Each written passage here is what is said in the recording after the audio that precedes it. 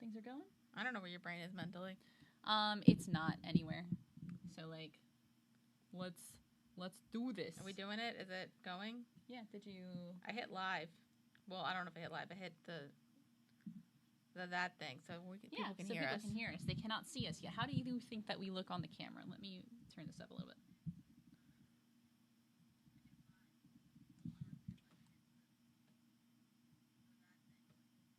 We sound good. Okay. Then we take the image off and see if it works. Let's take the image off and see if it works. Did it work? So let's see.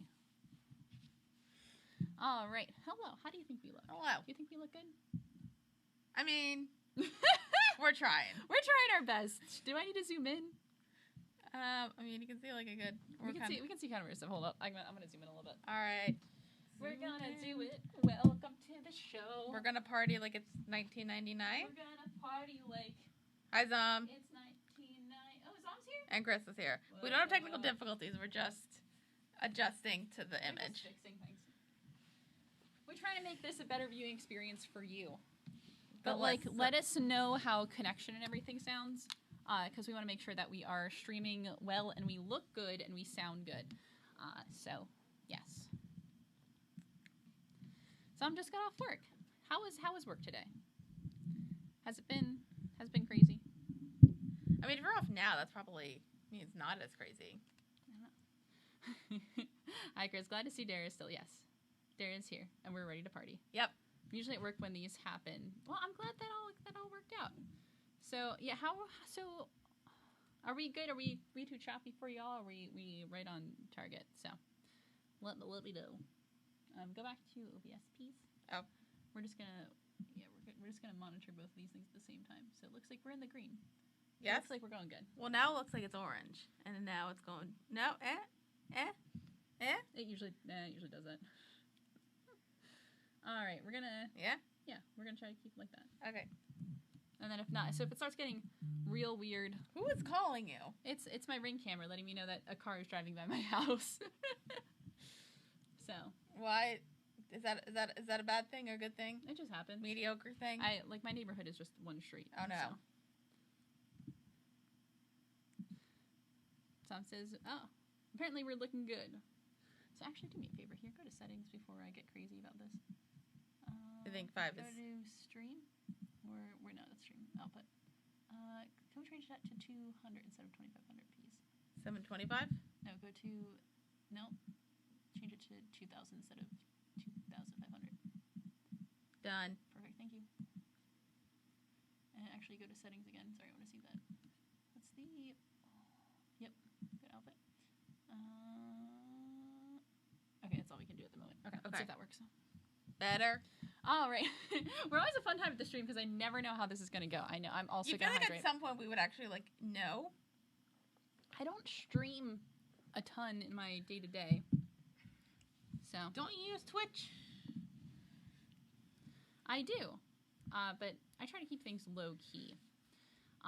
No, but also I feel like we've done this enough times that we should remember the settings. We should. Well, it's different because we were using my computer and now we're using your computer, and then it usually says we're doing okay, but then it says wait, hold up, and then so if we go back to YouTube, so it says excellent connection, so we're gonna keep it like that. Yeah. Okay. Perfect. We're just gonna monitor that. Work. So if I have streaming problems, I probably won't notice because the work Wi-Fi ain't great. That's fair. That's whose Wi-Fi is really that great? That's the question. Some people gotta pay money for it though. I think the better is if we had an Ethernet connection or a wired connection. Do they even make computers with Ethernet connections anymore? I have it. I had an Ethernet cable because when I went to Penn State for the summer, I said the only way you can get the internet is if you bought an Ethernet cable. So then I had to go out and buy one. That was me when I went to Germany. My computer. Good thing I brought my old computer along because I had an Ethernet port built into it, and so it actually worked out where a lot of people couldn't get Wi-Fi access because there wasn't Wi-Fi in the dorms. It was only Ethernet connection. Only. I think they had Wi-Fi, but I was in England, so Germany and England are kind of... They're on a very similar level. Just one speaks more English than the other place. I know, but I feel like we're all technology-wise pretty... Yeah. But anyway, I think we should get started. BACCANO. So welcome to the live stream, everybody. We are here to talk about... We're doing our BACCANO wrap-up stream. I am your host, King Clothier. With me is my co-host, Dara Whitman. And we are here to party. That's all that we do. We don't have food. We don't have food. We're not gonna crunch. This isn't gonna be one of those streams. But we are just here to wrap up the series and have a good time. So of course, as always, we're probably just gonna wing it. So like, what else do we do but sit here and wing it? I meant there was no food because when we did Pushing Daisies, there was pie because that worked with the show. There was pie, but there was the only recurring theme in BACCANO, I feel like, is just blood, and we weren't gonna consume any blood. The blood cubes. Let's not. No. I heard they don't taste good. Yeah, I can't imagine that. Although, like, I mean, it might sound weird, but like, you know, like when you get a cut and then you kind of just like, like that. Yeah, I've never done that. Really? I don't like putting things. I just do that when like I don't have a Band-Aid nearby, and I'm like, I gotta get rid of this blood somehow. No, so like, I'm really weird about like touching things, and if I don't wash my hands, not touching my face, which has only proven to be a good thing in the age of whatever this is going on right Aquarius. now. In the age of Aquarius, yes, absolutely. So let's talk about BACCANO. I'm really excited to talk about BACCANO. I don't even know where to begin with BACCANO, but Dara, we have watched the full series in its entirety. There's still a lot going on that we don't know about because there's a whole series of novels behind it. I found the novels of Barnes & Noble. Which is really exciting. I'm glad they're still like out there and you can I forget, what did I send a picture of? The manga or the novel? I asked you and then you said I didn't look inside. Oh, yeah. I think I saw both. It was probably both. But, so like there is still more story technically, but we're just going to cover everything that was in the anime. So Dara, apparently it wasn't popular enough. That makes me so sad. It was definitely way more popular in the United States than it was in Japan. And maybe that's because of the setting, or maybe just because some of the way the storytelling goes. Because I think some of the storytelling, people, at least in the United States, usually compare it to Pulp Fiction as far as like the asynchronous kind of style of storytelling. But Dara, first I want you to tell me kind of what your impression of anime was going into it and what your impression is now. I guess I thought like it was kind of like the same things constantly, where it was like I don't know if like maybe like sci-fi or fantasy. There was like usually a monster or like a mecha tank. Yeah. Or like Avatar: The Last Airbender right constantly, and it wasn't like different genres. Mm-hmm. Because even, like, the ones that, like, kind of look different, like, the only thing I can think of is, like, that kind of looks semi-modern is, like, Sailor Moon. But, like, even that is, like, still is magic. Right, yeah. Exactly. So your basically impression was that anime was more of a genre than a medium. Yeah. Like, anime is a thing that has a series of tropes, and it's usually some kind of, like, surrounding those tropes. What are those tropes maybe usually involving? Yeah, like, and I think I've seen, like, a little bit of, like, different animes where, like, it was based off something. I think there's, like, an anime based off of Les Mis. Okay, yeah. But, like, I felt like that was kind of like a one-off thing. Yeah. So, I'm looking at the... Zom says his house still is an Ethernet port, and he says, the show I feel is more enjoyable if you go in expecting a show more character-centric than story-centric. I think that is a really good point. I'd like to circle back to that. But Dara, what is your impression of anime now? And, like... That it's a medium and not a genre. Yay! That's the right answer. So, is that... So, do you have a more positive view now, or is your view, like, still more neutral? I think it's still more neutral, honestly. Like, I was like, oh, it's more than that. That's cool. Like, I didn't know that, but I'm still kind of like... Right. So, before you really didn't have any interest in watching anime, is that something that's changed? Are you, like, curious about the different genres, or because you're not a big animation fan, you don't really foresee that changing? Nah. Yeah, I kind of figured. If you just don't force me to watch some stuff, I'm gonna watch it. Absolutely, because I know we were talking before, and so we have our kind of next few series lined up, and so the next one I'll do after this is an anime as well. Yeah. One that has been suggested, and one that's one of my favorite of all time. So you can guess what that is. I won't tell you because you'll have to wait until we do it. But we're not. But the next thing we're doing is a sitcom. Next thing we're doing is Derek gets the power back, and we're doing a sitcom. A good sitcom. Not the Big Bang Theory. Yes. Yeah. No, I'm not a fan of that. Because Caleb would quit immediately. I would just stop. Thank you. Unless we get 20,000? No, I'm not watching Big Bang Theory. No, for nothing? No. Okay, that's fair. $1 million. No. I think I'm obsessed with Big Bang Theory. There's like moments that are good. I'm sure there's moments that are good, but just like the concept and just the impression of it, like in general, leaves just like a really sour taste in my mouth. There's a very, very good video essay about the kind of inherent misogyny of the Big Bang Theory. Oh my gosh, who does that? I'm terrible. I should figure out who that does so I can plug that. I just remember like that one thing where they had like there was like an views than I do. episode where the girls were like reading the guy's comic books because they were at a convention, and then what is her name? Amy and Bernadette were like making fun of Penny because she was a slow reader, and I'm like, screw you. Right, like it's like saying she's dumb because she's a slow reader, and I'm like. Yeah, and I really don't like the concept of, like, oh, let's make a show focusing on, like, people who we think are losers, but, like, their whole thing is just, like, degrading other groups of people, and I'm like, let's not. The Adorkable Misogyny of the Big Bang Theory by Pop Culture Detective is a really great video if anyone's looking for a good video essay. Sam says, I'm going to guess FMA Brotherhood. Maybe. And also said we should have Dara watch Code Geass. There's a ton to analyze there. I only watched the first half of Code Geass because I was watching it as it was airing on Adult Swim, and they like screwed up the airing schedule at some point because it wasn't the original run. It was like a later run, so I just ended up never finishing it. Good job. So thank you. Yes, please judge me accordingly. So I did watch like the first half of Code Geass, but not the second half. So let's just talk about BACCANO as a series. What are your how do you feel about BACCANO? I don't know, because I remember when it ended, I'm like, I'm not sure how I feel about this. And now I'm so kind of like, I think like I enjoyed watching it, but it's not something like I have a desire to like rewatch ever again. Yeah. I'm like, that was fun. Right. We're done now. It's something like that was different than what you normally watch, yeah. So, which I think is very interesting because I think BACCANO is a show with a lot of rewatchability in that, like, there's a lot of stuff, like, nothing makes sense until the very end, and so then you have to go back and rewatch it to really better understand everything. Right. I think, like, if you give me, like, maybe, like, 5 years, I might be like, I'm gonna rewatch, because, like, you know, like, a thing of, like, there's, like, some shows where, like, you watch it, and then you're, like, immediately you kind of want to rewatch it, and then there's, like, some stuff, like, you watch it, and then you put it aside for, like, a few years, and then you're like, I kind of want to watch that again. Yeah. I mean... Good thing you got me all the episodes legally. I totally got all the episodes very legally, definitely. And I have definitely given them out to some people. Well, I mean, technically, the time that you got them, it was in limbo. So it was like and there was no way to get it legally unless you want to spend $300 on eBay. It's like because they're not reprinting it at the moment because the licensing is in between people, which is very unfortunate because I would pay to have this on a disc, but unfortunately not. Well, can't you burn? Is burning disc still a thing? Is what? Is burning stuff on a disc still a thing? Remember? Oh my god, that's a pain in the butt. You know, DVDs are in, like, not a lot. There's a very limited amount of software that actually still works on like updated computers to burn discs. So. Oh, to burn? It's I meant to play DVDs, and I'm like, I still play. Yeah. But I like this computer. That's the whole thing. I run into that. I have a problem with that at work right now. That I can't burn discs anymore because my software is no longer compatible with my work computer. So Thanks. That's a whole thing. Life. So I feel like thanks, life. But yeah, so BACCANO is a show. BACCANO. No, I feel like BACCANO is a show with a lot of rewatchability because, like, when you first watch it, it's one of my favorite pilot episodes of a show. Yeah.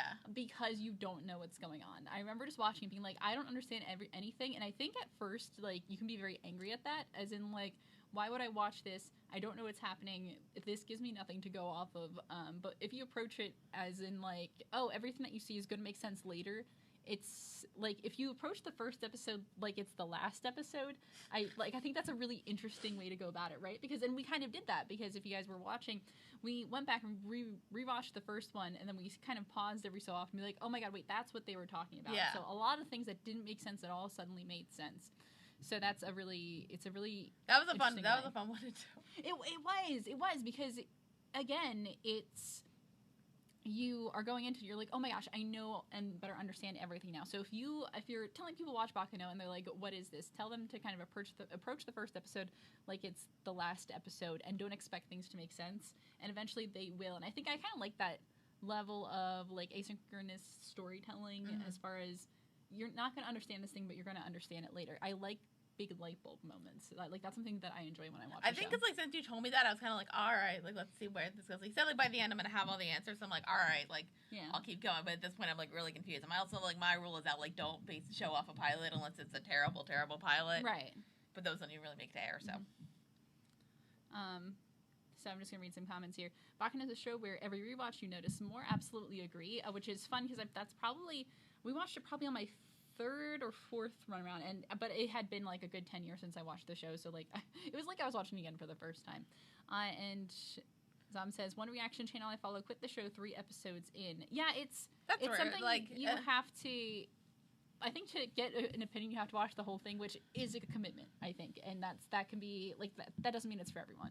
Yeah. But it is a commitment, and I think doing it for this show is very interesting. I think doing it for this show had, like, some pros and some cons in the sense that, like, the format of our show is we break every episode down. Mm-hmm. But it's a really weird to break down because BACCANO exists, like, I think, as, like, from beginning to end is one kind of entity.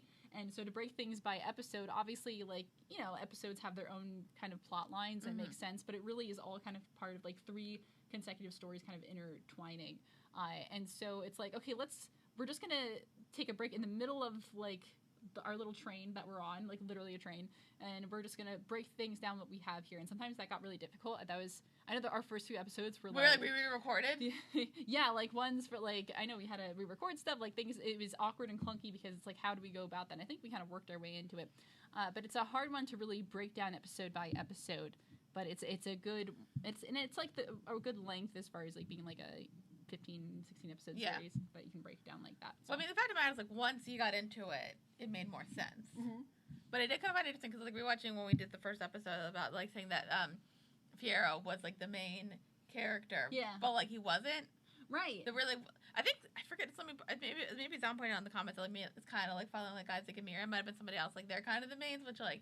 Isaac and Mira are kind of the central characters in that, this, like, there's a story... Wherever they are, there's a story. Like, all 3 storylines, like, they are involved in some way. Yeah. As in, like, so they almost are, like, the cameras of the world in that, like, they're bringing things around and we're seeing what's going on around that. Which is good because they're the best. They are the best, and that really helps that those central characters are the best characters. It is so interesting about Fiero Prochaneso is that, like, they describe him as being, like, main character-ish, and I think we bring that up a few times, but, like, there's, like, this self-awareness of, like, what a main character is and what a main character should be, because Fiero's different in that he looks a little different than the other gangsters. He has, like, very, like, Bishonen kind of features. He's, like, very, like, a boyish kind of charm with, like, the big anime eyes. And so he gives an impression of being a main character, and, like, he's the main character of the one of the 3, like, kind of storylines. Yeah. And then in those OVA episodes, we really don't see much of him at all. So. Yeah, it's just, like one episode. Mm-hmm. So, and Zom brings up a great point here, is that weirdly enough, the novels tell the story in chronological order. Does we need to read the novels now? Each novel, like, I think the novel is, like, a year, I think. They do, like, the one storyline the one storyline the other. But I am not knocking the way that they tell a story in here at all, because I really enjoy it. Like, I really like just the craziness of constantly intertwining everything, especially, I think, with a big cast. Because, like, people are naturally going to, like, spill into one story and then go back into the other. Do you think they're going to, like... Do you think anybody's ever going to, like, remake the series? Probably not. Really? Even if it becomes, like, more popular... Again, like I mentioned to you, like, Law & Order's coming back because they keep putting stuff up on YouTube. Right. And it became popular again. So, like, maybe. If people, like, watch it enough. That'd be fun. Maybe, like, maybe an American studio will do it. Yeah. Like Cowboy Bebop. The Cowboy Bebop. Was that good? People had opinions about that. I didn't watch it. Okay. So. But John Cho's in it. Yeah, I think John Cho. People, I think the idea is, like, if you go into it watching without the expectation that it's going to be good, it's fun. So that's, like, the impression that I got. That's not a good opinion. No, but that's, like, the best I could come up with. People who like it just, like, are having a good time, but people who are, like, going in to be like, I'm looking for a good show, like, aren't having a good time. Okay. So, and it did get canceled. So. Oh, it did? It did. It got canceled. So then not much of a point in going. No, so that's that, folks. That's where we are. Anyway, so I'm trying to figure out where I want to go. I have like 2 different questions. I'm trying to figure out what's a better one to go with first. But so let's go back to, this is a very character-driven show, and I think that's what makes this show. And especially it needs to make the show, because when you have so many storylines constantly going on and interweaving each other, like, you need to be able to follow something, and instead of following the story, which half the time makes 0 sense because you don't have the details that you need, you follow the people. So, like, let's talk about some characters. Okay. So, Dara, what are some characters that really stood out to you that you think really made the show what it is? Isaac and Mira are the best. Yeah. Because they're just, like, they're actually, like, full of joy and happiness, and, like, they're actually good bank robbers and, like, other robbers since. And I think we said they were a couple. Yeah, I think just very vaguely there are a couple, I think. So there's that, and just, like, the fact that, like, with all this going on, they're still, like, fairly innocent, and, like, I don't think they murdered anybody on purpose. I don't think they've ever intentionally murdered anybody. No, not intentionally. Maybe, like, by accident, but, like, they're just so wholesome and, like, kind of naive, besides the fact that they live in, like, this world and, like, are a part of it, and, like, it's not, and, like, they fall into everything by accident, right? Which is kind of hilarious. And then Jacuzzi's gang. Jacuzzi is a great character. I have only good things about our boy Jacuzzi to say. Well, he has a pure heart. He's pure-hearted. He's just a good Got guy. A face tattoo for his lady. He got a face tattoo for his lady, so that you wouldn't feel alone. It's what a good. And I think that says something too, as far as, like, I love the detail in these characters. Where, like, I don't know, just, like, the traits of the characters and things that they do, I think are, I don't want to be like, they're well rounded. But there's depth to them. Yeah. Right? And even when you have a cast of so many characters, I think you still know a thing. Like, each character has their own motivation. Each character has, like, the thing they want to do. Some characters are, of course, just naturally side characters, so you don't know much about them. But there's so many characters packed into this story that it is impressive the number of characters that we get with their separate motivations and their own kind of character depth. So, yes. And so you feel like you really know these characters, and it's a really kind of strong. But yeah, I think, like, for me, like, if I was gonna go back, I would kind of just, like, want to go back and watch those parts, because, like, thinking about it now, like, I kind of either, like, forget all the other stuff, like, don't really. Even, like, the Immortal stuff was, like, it was, like, interesting to learn, but I'm also like, can I just, like, follow Jacuzzi's gang and Isaac and Mira? Right, like, I just want to hang out with some gangsters. Well, you want to hang out with Claire, so let's be honest. I do. Claire is my favorite character in this show, and it's very funny because so it's very interesting when you go a really long time without watching a show. Right. Like, I'm pretty sure it's been 10 years, probably, like, a little less than 10 years, because I think it was back half of high school, maybe first year or so of college, which is about 10 years ago now. Beginning of college? Well, high school. This August. Yeah. Is going to be 10 years since we started college. Yeah, we didn't meet then, so. Yeah, that's true. But still, as far as, like, when I was watching this show, well, next year will be our 10 years of friendship. Aww. Do we get a cake? We're going to have to get each other cards. If you guys want to send us money, Patreon, for our anniversary present. But we'll get a cake and then only eat half of it, like that one time? No, we ate 3/4 of the cake. But there was also 3 of us. There was also 3 of us. So, yeah, 2 of us. It's really hard to eat a whole ice cream cake. That was tough. I did not do good things to my body that week. But that was also finals week. It was finals week in the last semester of college. So, like, there's a lot of things going on. Right. But then, no, that was actually bad for me because, like, I had that, and then, like, literally the day after graduation, I went to Israel. Oh yeah, that was insane. That was insane. That was fun though. Good time. I said, like, I wasn't in Israel, so you went in Israel. But we didn't see I think it was like that, like, because I think, like, the day before graduation, the day before graduation, I basically did, like, nothing because except I think I had to work for a little bit. Yeah. But, like, because the night before we were out watching Captain America, so. We did. Remember when Captain America was still alive? Steve Rogers, Captain America. Right. We have Sam Wilson now, who A+. Woo. Good job. Whenever that movie's coming out. Whatever that happens. But Marvel's fine. That's fine. That's a whole other thing that we could talk about. Let's finish BACCANO, and then we have time. We're still talking about BACCANO. So let's go back to so I was kind of talking about my impressions of it being such a long time, nearly 10 years since I had last watched this show. So there's things that you remember. Memories are so interesting because whenever you're remembering something, you're remembering the last time you remembered it. So you're constantly remembering memories of things, and that's kind of when you're watching a show. You don't necessarily remember, this plot point to this plot point. You're like, how did I feel about this? And so I'm trying to think, like, what parts did I like? And there's so much that I forgot between the two because it had been so long. But one of the things I remember, I was like, I really like the character of Claire Stanfield of Vino. And rewatching it again, because it takes so long for him to show up, I'm like, am I still going to like him when he shows up? And they showed up and I was like, and I did like him a lot. So of course he's one of my favorite characters. I will say this: I did like that twist with the rail tracer. The rail tracer. Mainly because, like, I would say like there wasn't like much like magic besides the whole like immortal thing, but that was kind of like that was like the one thing. Yeah. And then the rail tracer just kind of like I felt like it would have been off base if it was like a magic based thing. Yeah. So the fact that it's just like a crazy guy, I'm like, cool. It's just a dude. It's just a dude who's crazy. Yeah, and like so long we're like waiting for a monster because we know that the supernatural is happening. We know that things that we don't see in our normal world, we know that they can and do happen in this world. So the idea that there's a monster isn't that far-fetched. But when it turns out to be sometimes like this notion that the real monsters are people kind of thing, which is like, you know, a common plot point.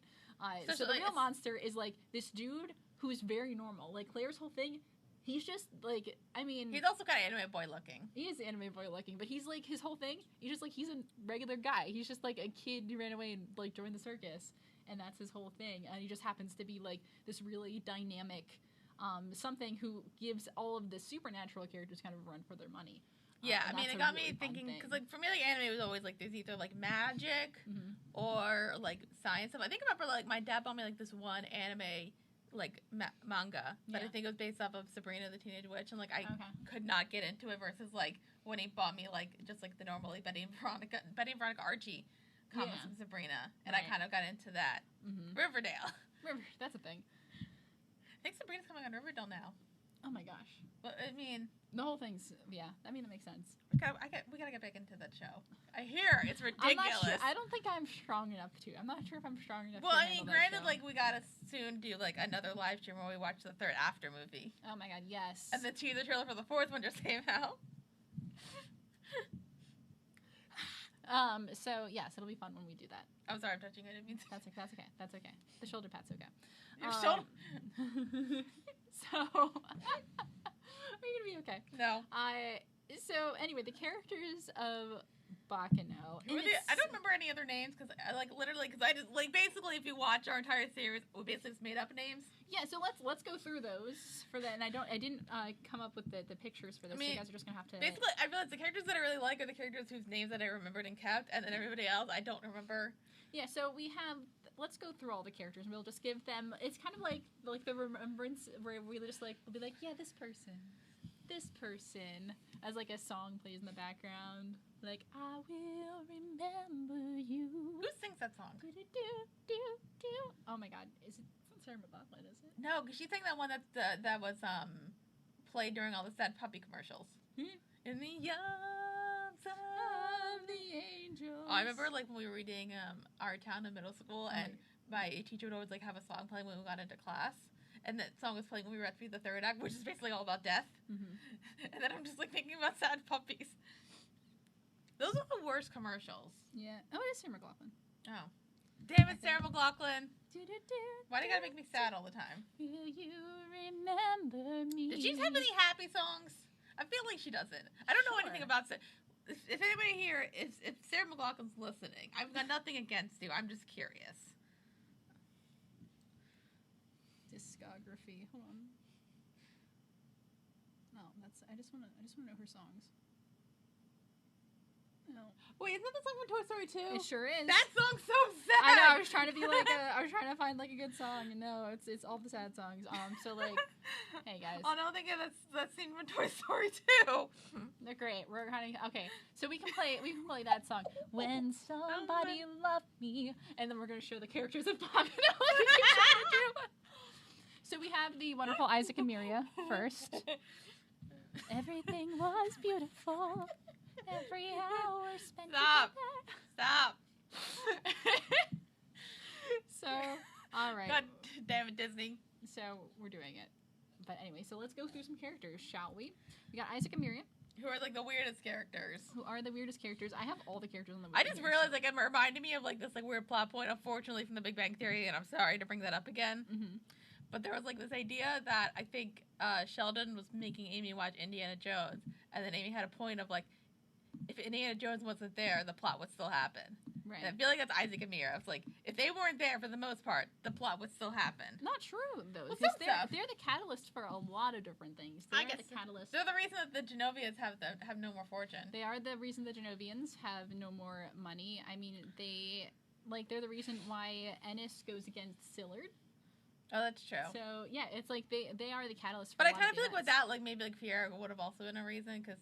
Well, no, they didn't. But they formed a relationship with her to the point like they made her feel like a person. Oh yeah, and, like, that made her do things. So like they're very good at making people feel special. So let's go through this week. That's true. They make me feel special even though I'm not. Mm-hmm. They don't know me. I know. They spread happiness and joy. That's true. And we love them. So we have, of course, Fiero Prochinazo, who we have dubbed Fiero because he reminds us kind of a Fiero. He reminded me, like, the outfit kind of reminded me of a Fiero from, if anybody doesn't know, like, musicals or books, Wicked. Mm-hmm. But I don't actually think he's like the character of Fiero, either in the musical or the book, because if you have seen the musical Wicked and have read the book Wicked, they are very different characters. Mm-hmm. Not going to go into that right now. Right. Okay. That's interesting. I actually I don't know much about Wicked. I can explain to you later, but they're like, it's kind of completely different. You'll have to explain to me later, but not now. I would actually suggest that you either read or listen to the book on audiobook, because it's quite good. I'm very curious. So you can defy gravity. I'm not going to do it. I can't hit the note. So Fiero Prochinazo, who, when we start the show, he's about to become a member of the Matillo family. Mozzarella. The mozzarella, who we have dubbed the mozzarellas. Because we're totally not offensive. So Fiero is a mozzarella. You want mozzarella cheese right now? No, but like, it's like... I do like cheese. Yeah, but like melted mozzarella cheese. Do you think that's better? Okay, so like, what cheeses are better? I'm not like a cheese connoisseur. Like, I'm not good at like. But like, fancy is there cheeses. cheese that you prefer? Like cheese. But is there cheese that you prefer, like melted versus not melted? Because like slightly burnt melted cheese. I'm not classy enough to know, and I don't have a like a very sophisticated palate, so I can't tell you and be honest. But you do like melted cheese. I like cheese. I do like melted cheese. Remember we went to Melted Pot? That was fun. Did that still exist? Did that restaurant? How's that place going? How's that place going? I imagine it's going okay. Yeah? I don't know. We'll have to look it up. I mean, I feel like if you went with like people like who you knew were safe, it'd be fine. Because I kind of miss going there. Also, I miss just going places and doing things. I remember like when we got the chocolate fondue and they had the Rice Krispie treats you could dip in. It was dope. That was such a good time. That was our last pre-pandemic memory. Like our pre-COVID, like our last fun pre-COVID. Yeah, but I remember like I really wanted an egg sandwich because we just saw Birds of Prey. And they had the perfect egg sandwich. That was a good egg sandwich. And then I tried to make that. Man, we really need to talk about BACCANO.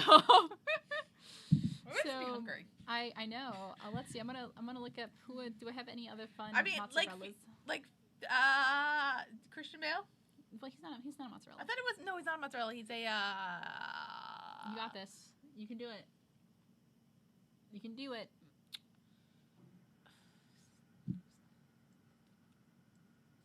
Was he Gandor? No, yes. Gandalf? Yes. Gandalf. Yeah, so then we have the I was thinking the Gandalf brothers. Who was that? No, I was thinking because I remember like Lad, and I'm like, was he a Gandalf or was he the Russo? He's a Russo, yeah.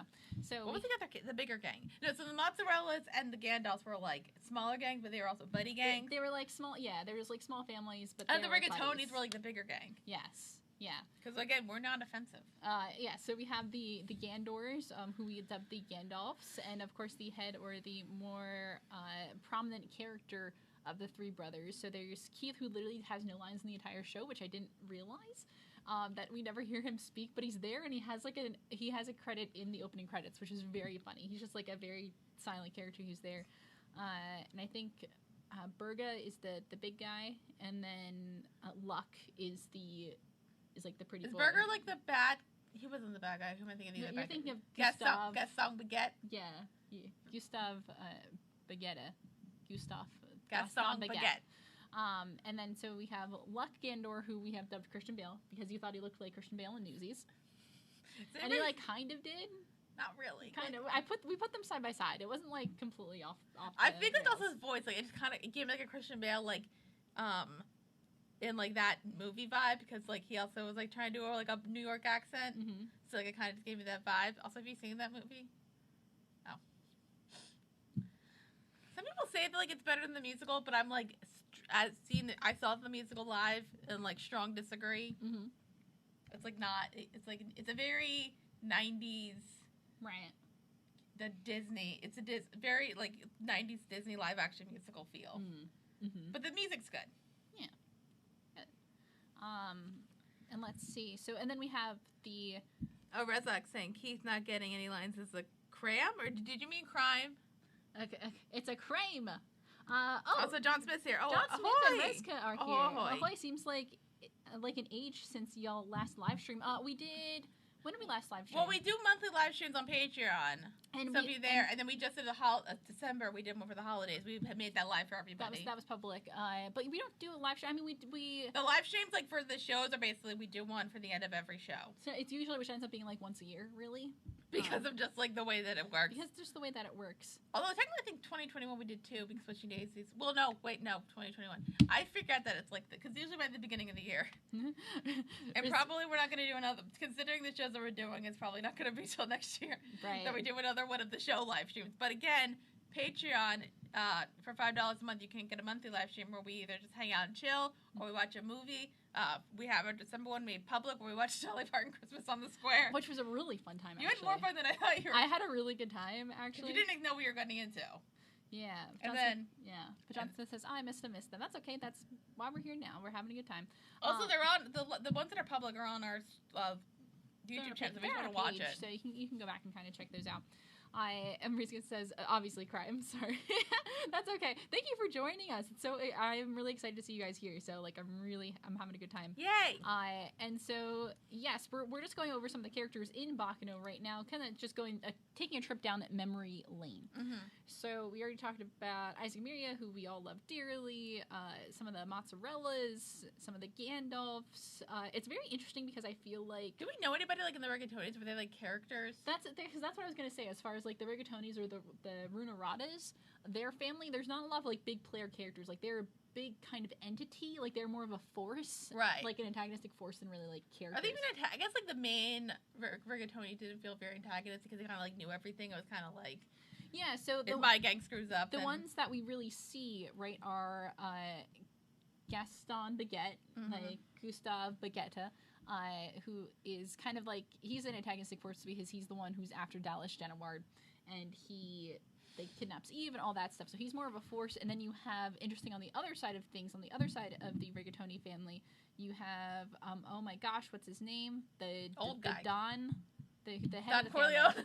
Nope, not Don Corleone. No, we have the head of the family. Oh my god, what's his name? Oh my god, that's awful that I don't remember it because I keep wanting to think his name is Placebo, but it's not. Wasn't it like close to Placebo? It's close to Placebo. Placido. Is it Placido? Don Placido? No, that's Russo. No, that's Russo. That's not Rigatoni. Oh my gosh. Oh. Plus, there was a guy whose name's not like Placebo. Bartolo. There we go. We never came up with a name for this guy. Bartolo, he's a very interesting character. It's not in it enough for me to think of a name for him. Right, because he's more of a character who's like a force than anything. And he's like in the background, but he like knows a lot of things. And he's like in it for the immortality aspect. Right. So he's just like one of those like shadow, he's more of a shadow than anything. So it's interesting there. So yeah, Rigatonis there's not really a lot of characters to like, really latch on to in that. They more just exist to be an antagonistic force. So, any other crime families that we're missing? Those are kind of the Russos? The Russos. Lad. Yes, let's talk about Lad. Lad was like, he was a mixed bag for me. I have to admit, I've not watched your BACCANO stuff, and as I've been planning to watch it. How dare you? No, I'm kidding. It's fine. No, that's cool. Thanks for joining us anyway. Thank you for joining us. And we're not going to start the next show we're doing, Community. That's probably not going to come out until the end of January, just because of like recording stuff. Yeah. So you can binge it. Yeah. You can binge our BACCANO stuff. So that character's in a short amount of time. Yeah, I know, because I was just like, what was this? Oh, Lad was a mixed bag for me, just because like sometimes I thought he was like a funny evil, and then sometimes I got annoyed with him. Yeah, Lad is a really fun character who is like, you're kind of horrified by him, but like mostly entertained by him, and that's why when he gets to have his confrontation with Vino, it's really fun because they are both two characters who like are very heavy in their like ideals and the way that they think, and they have like these very like high concept kind of like a high belief systems, and so having them come like head to head is really fun. Right. But Lad is a really funny character because like he exists just to enjoy killing, and I think it's really funny like the characters, he has such a fascination with death in his show where a lot of the people that we know can't die. Right. And that's fun. I think, a weird thing is that I feel like Claire was kind of more interesting in like that sense because they felt kind of similar. but I kind of felt like Claire was a bit more interesting than Lad for me. Because, I don't know why, because, like, I guess feel like they were both the same character, but I guess Claire kind of felt more, like, three-dimensional and, like, actually had, like, feelings. Yeah. Although I guess, like, they're more, like, outward feelings for, Shawnee. Mm-hmm. Unlike, what was Lad's girl's name? Lua. Yeah. So Lua was a character who I feel like we never know a lot about her. Lua is a very, like, satellite character. She's weird. And that she's like, hello, mister. She's Harley Quinn's Joker. Because it's so interesting because, like, a lot of what we know about Lua is mostly, like, what we have to learn, like, outside of the show. Like, we really don't get much of her in the show. Well, we know she's Lad's girlfriend, lover, and fiancé. This is my girlfriend, lover, and fiancé. And which is funny. But yes, we never really know much of her character, like, within the context of the show. We can only assume that she follows him, but there's always times where, like, what is she feeling? We don't really know, but she's more of a satellite to Lad. Right. More, like, really props him up as a character than really kind of existing as her own character. Mm-hmm. Like, let's be honest about that. So you can take that as you want. I mean, again, this show has, like, a huge cast of characters. Right. But I am, like, Lad is a very entertaining character, and he's very fun to interact with, and just how he interacts with other people. So let's see. Let's get some more characters. I know I'm looking, like, all around here. Well, we said Jacuzzi's gang. Jacuzzi's gang. I would like a show of just of Jacuzzi's gang, and then Isaac and Mira show up. Right. Jacuzzi's one of the big players, I think, in this show. So he's the one who gets a lot of character development and a lot of character growth. Right, because, like, you wonder, like, how, like, especially in the first episode, in the second episode, you kind of wonder, like, how does this guy have a gang? Mm-hmm. And then you realize, because he's a sweetheart. Right. It's so good because there's so many ways that characters come together, and I think a lot of the big driving forces is that in the shows, like, people can be good, people are good, and when you're a good person, good things come to you, mm-hmm. really. So in the way where Jacuzzi, like, is very good at kind of rallying people, even though, like, it's funny, he's a crybaby, but a lot of people are willing to kind of step up to bat for him, and that's why he has such, like, a big gang of really just, like, anybody and everybody. And then it goes to show with Isaac and Miria, who, again, are, like, as dumb as they are very good at, like, bringing happiness to people, mm-hmm. and because they do that, they really just, again, it's like what their episode says, they spread, like, happiness and joy to those around them. I mean, we see that they're dumb. They are pretty decent robbers. Yeah. Mm-hmm. They are. No, they're incredibly capable, and that's the same kind of in Jacuzzi's boat too. As far as, like, it's funny, he's a crybaby. He's a big wimp all the time, but he's still very capable, and they do very capable things. Like, they like, completely jack up the whole Russo's operation. So that's a thing that definitely happens. So it's again, it's because this is a character-driven show, mm-hmm. and I like that in a show full of, like, mob members and mafia members, that a real core of it is just, like, good people doing good things. Right. And even if, like, you're part of organized crime, it doesn't necessarily make you bad. But again, when the actual real organized crime stuff comes up, it's harsh, like we see with Dallas in his situation. Right. So Dallas is a very interesting character. Dallas and Eve, the Genoides or the Genovias. Are they? I want to know what you think about them. Are they interesting? That's my question to you. No. I think it is kind of, like, the weakest part of the plot. Like, out of, like, the three, like, the three big storylines. I was, like, curious of what happened to Dallas, but also, like, if I never found out, I didn't care. Also, like, we technically don't know what happened to him because mm-hmm. he got out of the thing. Yeah. Hold on. Tom says, I'm pretty sure Jacuzzi's gang is all runaways and such they act as a makeshift family. Makes sense. That's more news. They do they do. Ain't it a fine life carrying the banner through it all? So I can't do it with the New York accent or the dancing. That's okay. That we try our best. Woo! I just launched my hair tie all across the room. I'm glad I got that on camera. That was really fun. Did it hit the lens? No, I think it went in the hole. So, like, I played pool. So if we played pool, like, I don't know if people notice this. Like, we're filming on a pool table. Yeah, I'm pretty sure it's easy to tell. We put those over there, and it's a ping pong table. I am so glad that's on camera. Thank you, everybody, for watching. So, anyway. BACCANO. So, yes, I think out of, like, the three storylines, the one that I think we collectively cared the least about was the Dallas storyline. Well, also that and, like, the Daily Days was kind of a part of that, and I didn't really care about them. Yeah, even Spider-Gwen, who I liked, I don't really, like, I didn't care. Yeah, Spider-Gwen, which she's most interesting when she's interacting with the train, not when she's doing the stuff outside of that, where we see a lot of the Daily Days kind of things going on. But yeah, so like a lot of like the characters in that arc, we have the Runeratas, the Rigatonis, the Genovians, the Genoards, and the Daily Days. They're all like the players in that storyline. And so like I think that the Daily Days is really interesting. I think those characters are like the journalists are kind of interesting to me, but they aren't as strong as I think the other two storylines. Right. So it's harder for us to really latch on and care about them. And even Eve, I really I don't care about Eve as a character. She's such an idiot. She's supposed to be youthful and innocent, and she loves her brother. No, but there's a thing where she's like, no, no, don't hurt these people. And I'm like, sweetie, if you see a gun, just hide. That's the rule. She's like, my brother Dallas. Was like the only person who actually likes Dallas because he's a dickhead. Dallas's whole thing is that he's an asshole, and he consistently proves and he's even an asshole to Eve at points, but he's also sometimes nice to her. He does care about her, but he doesn't know how to be a decent person. So even if he cares about her, he's still an asshole. Right. So that's the thing. So it is kind of hard to care about that, but it is so funny, though. I think it's funny that the one big question at the end of the story is that we still don't know what happened to him. I just assume he got out and screwed off somewhere. I don't care. Yeah, right. I mean, and I know that's answered in the I do like novels, that, the theme basically tells you what happened to Dallas at one point.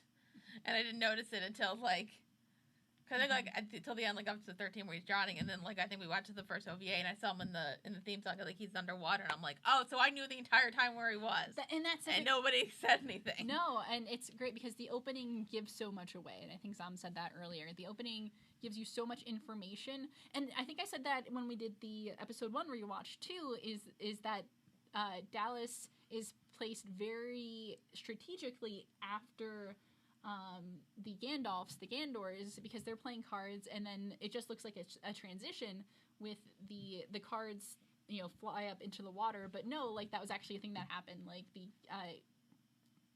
The Gandalfs are the reason why Dallas is in the place that he is. So it's really great to see that it was in front of you the whole time. And that's what I really love about the show, is that you have so many, they give you the answers without you knowing what the question is yet. Right. What did Zom say? Did Dara figure out what Vino's name is in the show opening? What? Where? So, in the opening where you see, the train conductor, the train conductor, he's carrying a bottle of wine. It says Vino on the wine. Oh! No! Yes. And then, how do you say, Zarik Rezga? Yeah, so do we say the R and the Z, or just the Z, or just the R? Please excuse our ignorance. We just want to say it right. Assuming in Dallas and Eve, the storyline is the one that got changed the most from the novel. I would like to know what it is in the novel then. I'm curious. Yeah. And then also, spoiler is, and Eve doesn't even like him. He's just her only family left, and that's why she's so... That's fair. That makes more sense than, It does make more sense, but I think it's hard. Does that make us care about Eve more? Does that make us care about Eve less? Because if she's looking for something that she really cares about, is that more engaging in a storytelling way than if she's just looking for somebody because, well, I think it would have actually made more sense if, Eve, clearly, if we saw that Dallas was never an asshole. Yeah. To Eve. Because that's the thing of, that little bit. But, I guess you can also point out that, with the moment that we saw him being an asshole was right after he found out their fortune was gone. So, you could kind of see why he's mad. But, I guess because, here's, my sweetheart brother who, I love. And then, but then realizing that, he's actually a giant asshole. Yeah. But it's so interesting, too. I'd be really curious to see what the storyline would look like if Eve was just, if we more viewed Eve in the light of, somebody who has lost, who has gone through a lot of loss, and is just trying to hold on anything that she has left. I think that's more relatable. I agree. I think that's more relatable than the innocence of just, oh, but he was always nice to me. So, I mean, but I also kind of relate to that, because, people in my life, I find out that they're kind of assholes, but they were always kind to me, so I'm kind of whatever. So, I think that's a really interesting way to go, and that'd be interesting to see that happen both ways. It's Polish, so don't mind. You can pronounce it however you want. We do try to say things right, especially as two people who people say our names wrong all the time. So that is we try. So I'll have to look how to say that. Did they say your name? No, I'm about to say they've seen your name wrong with it. I remember I had to tell my parents your name wasn't Caitlin for the longest time. Yeah, I get that a lot. But it's funny. I was watching a show. It's my burden to bear. I was watching a show where the main character's name is Kaylin, but they spell it differently. What show is that? Legend of the Seeker. Because I want to talk about that show. Not maybe on here one day, but not anytime soon. Because it's a show that it's a fantasy show, but it's kind of very much like in that form, because I think Sam Raimi produced it, so it's like kind of like that Hercules Xena world, and it's based off like an 11-book series. Oh, but it only got 2 seasons. Is that a male character or female character? Female. Interesting. Yeah, she has the powers to. She just like holds somebody's neck, and then wind goes by, and then she's in control of them. That's her power. Okay. I mean, it's fun. That's fun. That's a thing. That is a thing. The only bad thing is she can't have sex with anybody because then she loses control. Oh no! I imagine people die. Do they die? Well, it's more of a romantic show. It's a hard show. I can't explain it right now. We're gonna have to cut. We'll circle back. Listen, I already planned on us doing Once Upon a Time. That's gonna be a whole other thing to explain. I'm really excited to do that one, actually. We're not doing that right now, but like in the future, guys. I know. Right now, next thing's Community, which is not too hard to explain. Yeah, that's just gonna be a fun time. So Zom says the bottle of wine is also only on screen for a fraction of a second, which is fitting when you consider he's an assassin that specializes in blending into the background, which is true. He's a good assassin. He's a good assassin. He's a very talented boy. You know what's funny to me? That like Misa. Yeah, let's talk about some immortals. He's actually like a really important character, but like you barely get to know him. Yeah, Misa, I think, is introduced to us as a very as a satellite character to Firo. Like he comes off as being just like a mentor, kind of a mentor, but then like actually a character. But he is really like the origin of most things that happen in BACCANO, at least when it comes to immortality. So he's like the guy. Misa is like the guy, like the first guy. For a long time we thought it was Marquise de Lafayette, but it wasn't. Which is very interesting because let's get into talking about all the immortals here. I really like. Well, technically, Firo and Christopher Bale are also immortals. Yeah, but they're like late game immortals. Like let's talk about some OG immortals here. So Misa, I really like as a character. He's very interesting because I think when we really meet him, he's kind of like weary of the world, and he's not like doesn't necessarily want to go, but he's just like there. He's just like, all right. I think like he was there, but I feel like if somebody said to him like, "Yo, do you want me to slurp you?" He would have been like, "All right." Yeah, and so we don't really know. But yes, Huey Laforet is a very interesting character. Is he? Or as we call him, Marquise de Lafayette. He just, in the context of the story, he's a character that it gets hyped up before we meet him. He gets hyped up, but then he just kind of felt like, I'm here, like, oh, these people are interested in me. Cool. Also, terrible father. Just like the worst father. The worst. Which is really saying something. Is he the worst? I don't know. He's pretty bad. In like media? No, like in BACCANO, because there's some pretty shitty. We don't know that many father. I mean, well, there's Ennis's. Yeah, that's Sillard. Does he count as a father? I think they're both terrible. Yes, they're both.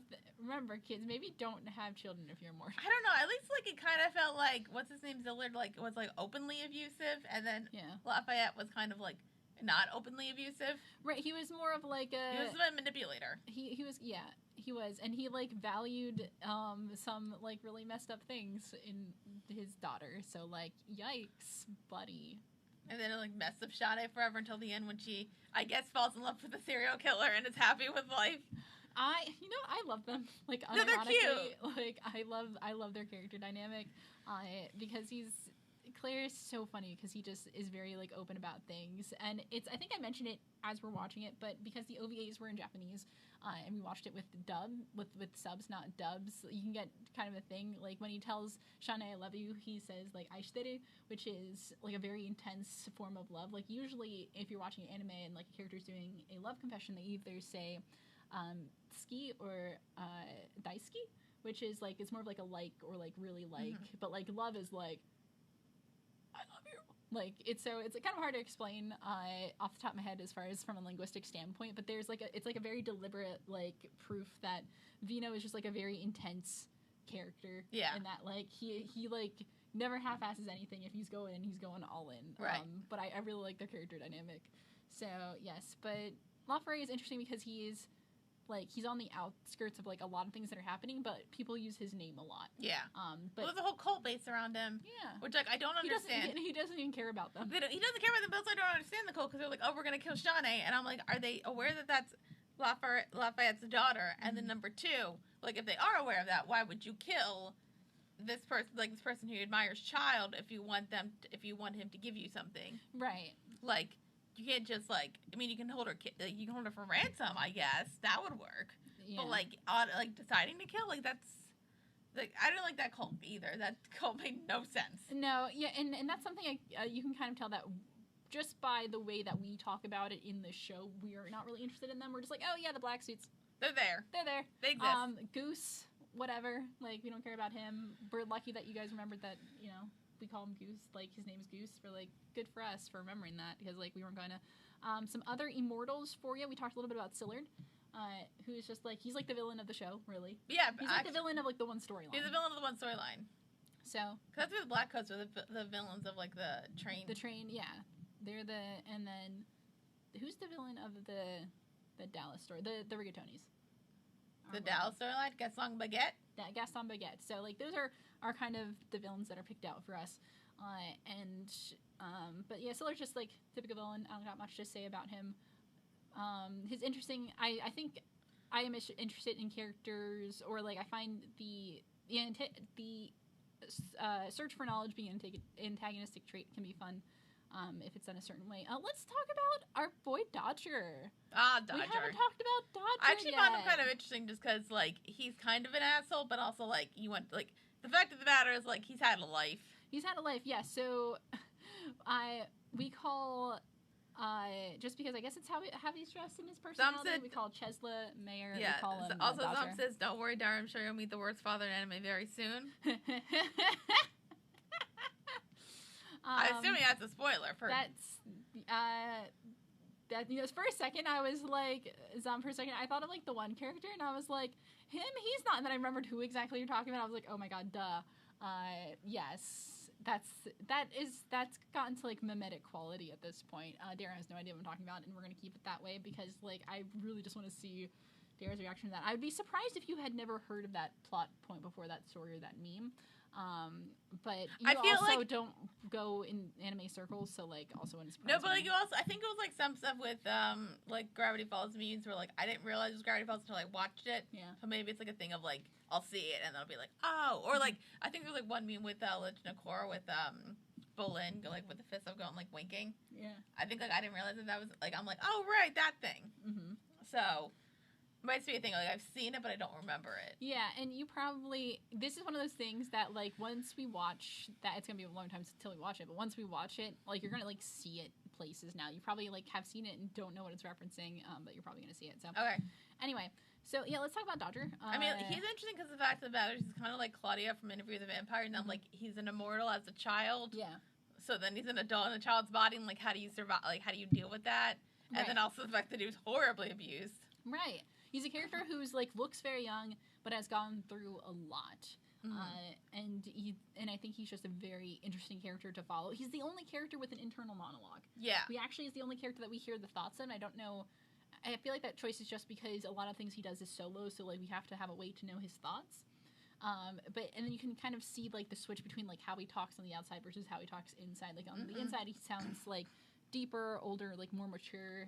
Not like a man, but just, like, you know, kind of has his voice down here where he's like, wow, gee, mister, on the outside. So but does he put that voice on just to, like, because of, like, people know? Because, and I think he kind of talks, at least at some point, about that he is, like, he's just more comfortable with people treating him like a kid anyway, because he's just, like, that's what he looks like, so he just kind of goes along with that. Mm-hmm. So he puts that on, and because he uses that, but you can tell he's been around for so long that he uses his persona of a child to be, like, a master manipulator. Yeah. And he's so good at getting Which, what he wants. good for him. Yeah, and so because he's the one who's in possession, he's, like, what does he do? He's on the train doing what? He's, like, moving, like, weapons, basically. Yeah. He's in possession of a bomb that he's going to go sell to a crime family, even though he's a child.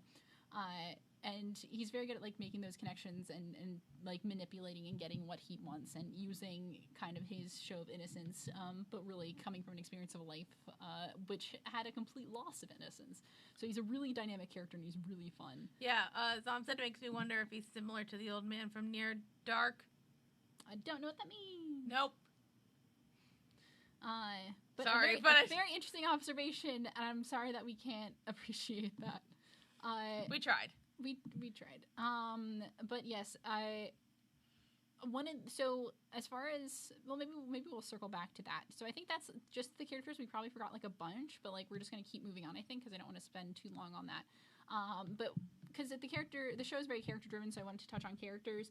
But let's go back to like the story and the show, Dara. I want to know some like what are the big moments that stood out to you? Like, what are some of your favorite like parts? Like, I think we've already said this. So, but no, it's like as far as like scenes, like things like the action of things going on. Like, what are some like either episodes or scenes or moments that really? I think I kind of like learning about the Immortals, like that episode, also because like it was mainly on one it was on one plot point and not in a million. Yeah, right. It was like even though like certain parts of it were a little like jumping back and forth, it was a straightforward episode. Right. So I like that. I think it's like a bunch of like I guess like either I kind of wish like the show like ran longer because like it's kind of like Game of Thrones-esque where there's like a lot of characters, but like and like there's like and like it's similar with that. Like, there's like plot points that you care about. There's the ones that you don't. But I guess I kind of wondered like if this show like went on longer, would I be more invested? Because like you had more time to develop everybody, and like you could fully be like, okay, I like this people, but I don't like this person. Right. Yada yada yada. Versus like 16 episodes. Yeah, and it's a lot. It's not a lot of time to get to know a lot of people. But I still think it's done well in the sense where I think I said this before. Like we know everybody by the end of it. Like, yeah, we know these characters, and we know that, and they're not just like these one-off like single character trait characters. They all have a history, a backstory that we know to some degree. So I'm trying to think of like moments that really stand out to me in the show. I think going back to it being like 10 years since I had watched the show, I think that like thinking about the scenes that I remember, the scene that I remember most is Dodger and Claire on the train. Oh yeah. Just like with Dodger being like, you can do whatever. Like I've been through it. Like you can't. Yeah. Mess me, and then Claire being like, oh, how about all of these ways? I'm a master of torture. And then it like being like completely traumatizing to Ches. I don't know why that's a scene that would have been funny if it wasn't traumatizing Ches, and Claire would have been like, whoa. Right. But that's it's supposed to really set up like really the kind of person that Vino is, as far as like, again, he's a completely just regular guy. I mean, like, he's not a regular guy, but and in his solid state, he like comes off as a very like he doesn't have anything inherently supernatural or superpowered about him, but the fact that even him in like a quote-unquote normal state is able to really overpower whether it is physically or psychologically a lot of characters who have like very like extensive backgrounds like that, whether it's Lad and his whole career of just killing people, or if it's Ches who's an immortal and freaking him out as far as like, you know, hey, here's a new way you can experience pain. Is really fun, and the reason why I like his character a lot. But that's a scene that really stands out to me.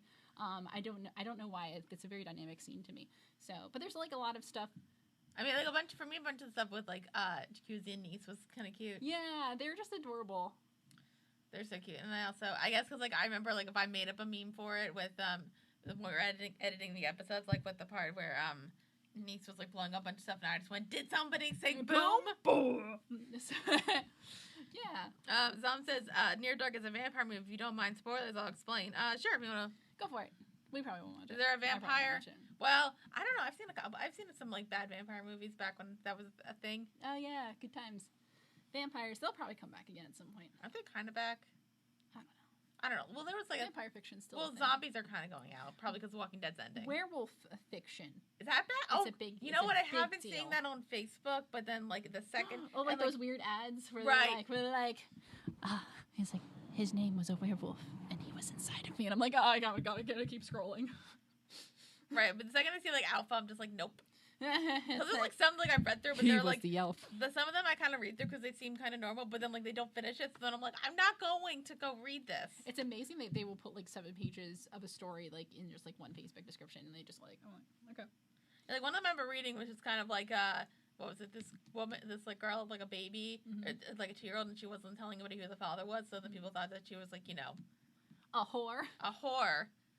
But like, but she still like just said like I don't want to tell anybody, blah blah blah. And then she was like, you know, surviving, and then the dad actually comes back. I think he was like in the army or something, and then he was like, "Hey, I haven't seen you in a while. What's going on?" And then like, because like she didn't even tell him because I think he was going to the army, and then like he's like stalking her a bit, like you do, because like you know, well, I think that was the last girlfriend before he got deployed or something, or I don't know the full story. And then he kind of like sees the kid, and then it's like,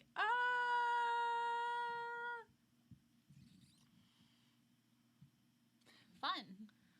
And then it's like, but also I'll say this, like, if you think that, don't stalk the girl, try to figure out a polite way to do it. Don't stalk. It's not. Please don't stalk people. This has been a message from WittyClothes. We watched enough Wattpad movies to learn. Oh no. Oh, we've only really watched the one series. There's multiple Wattpad movies out there. Oh, that's true. Because there's. Well, we count 365 days because I think the translator. The Kissing Booth. Oh, that's right. We haven't seen the Kissing Booth. Kissing Booth is a Wattpad story. We should do that. There's a Spanish one coming out. What about It's To All the Boys I Love Wattpad? No, it's not. Oh. That's an actual novel.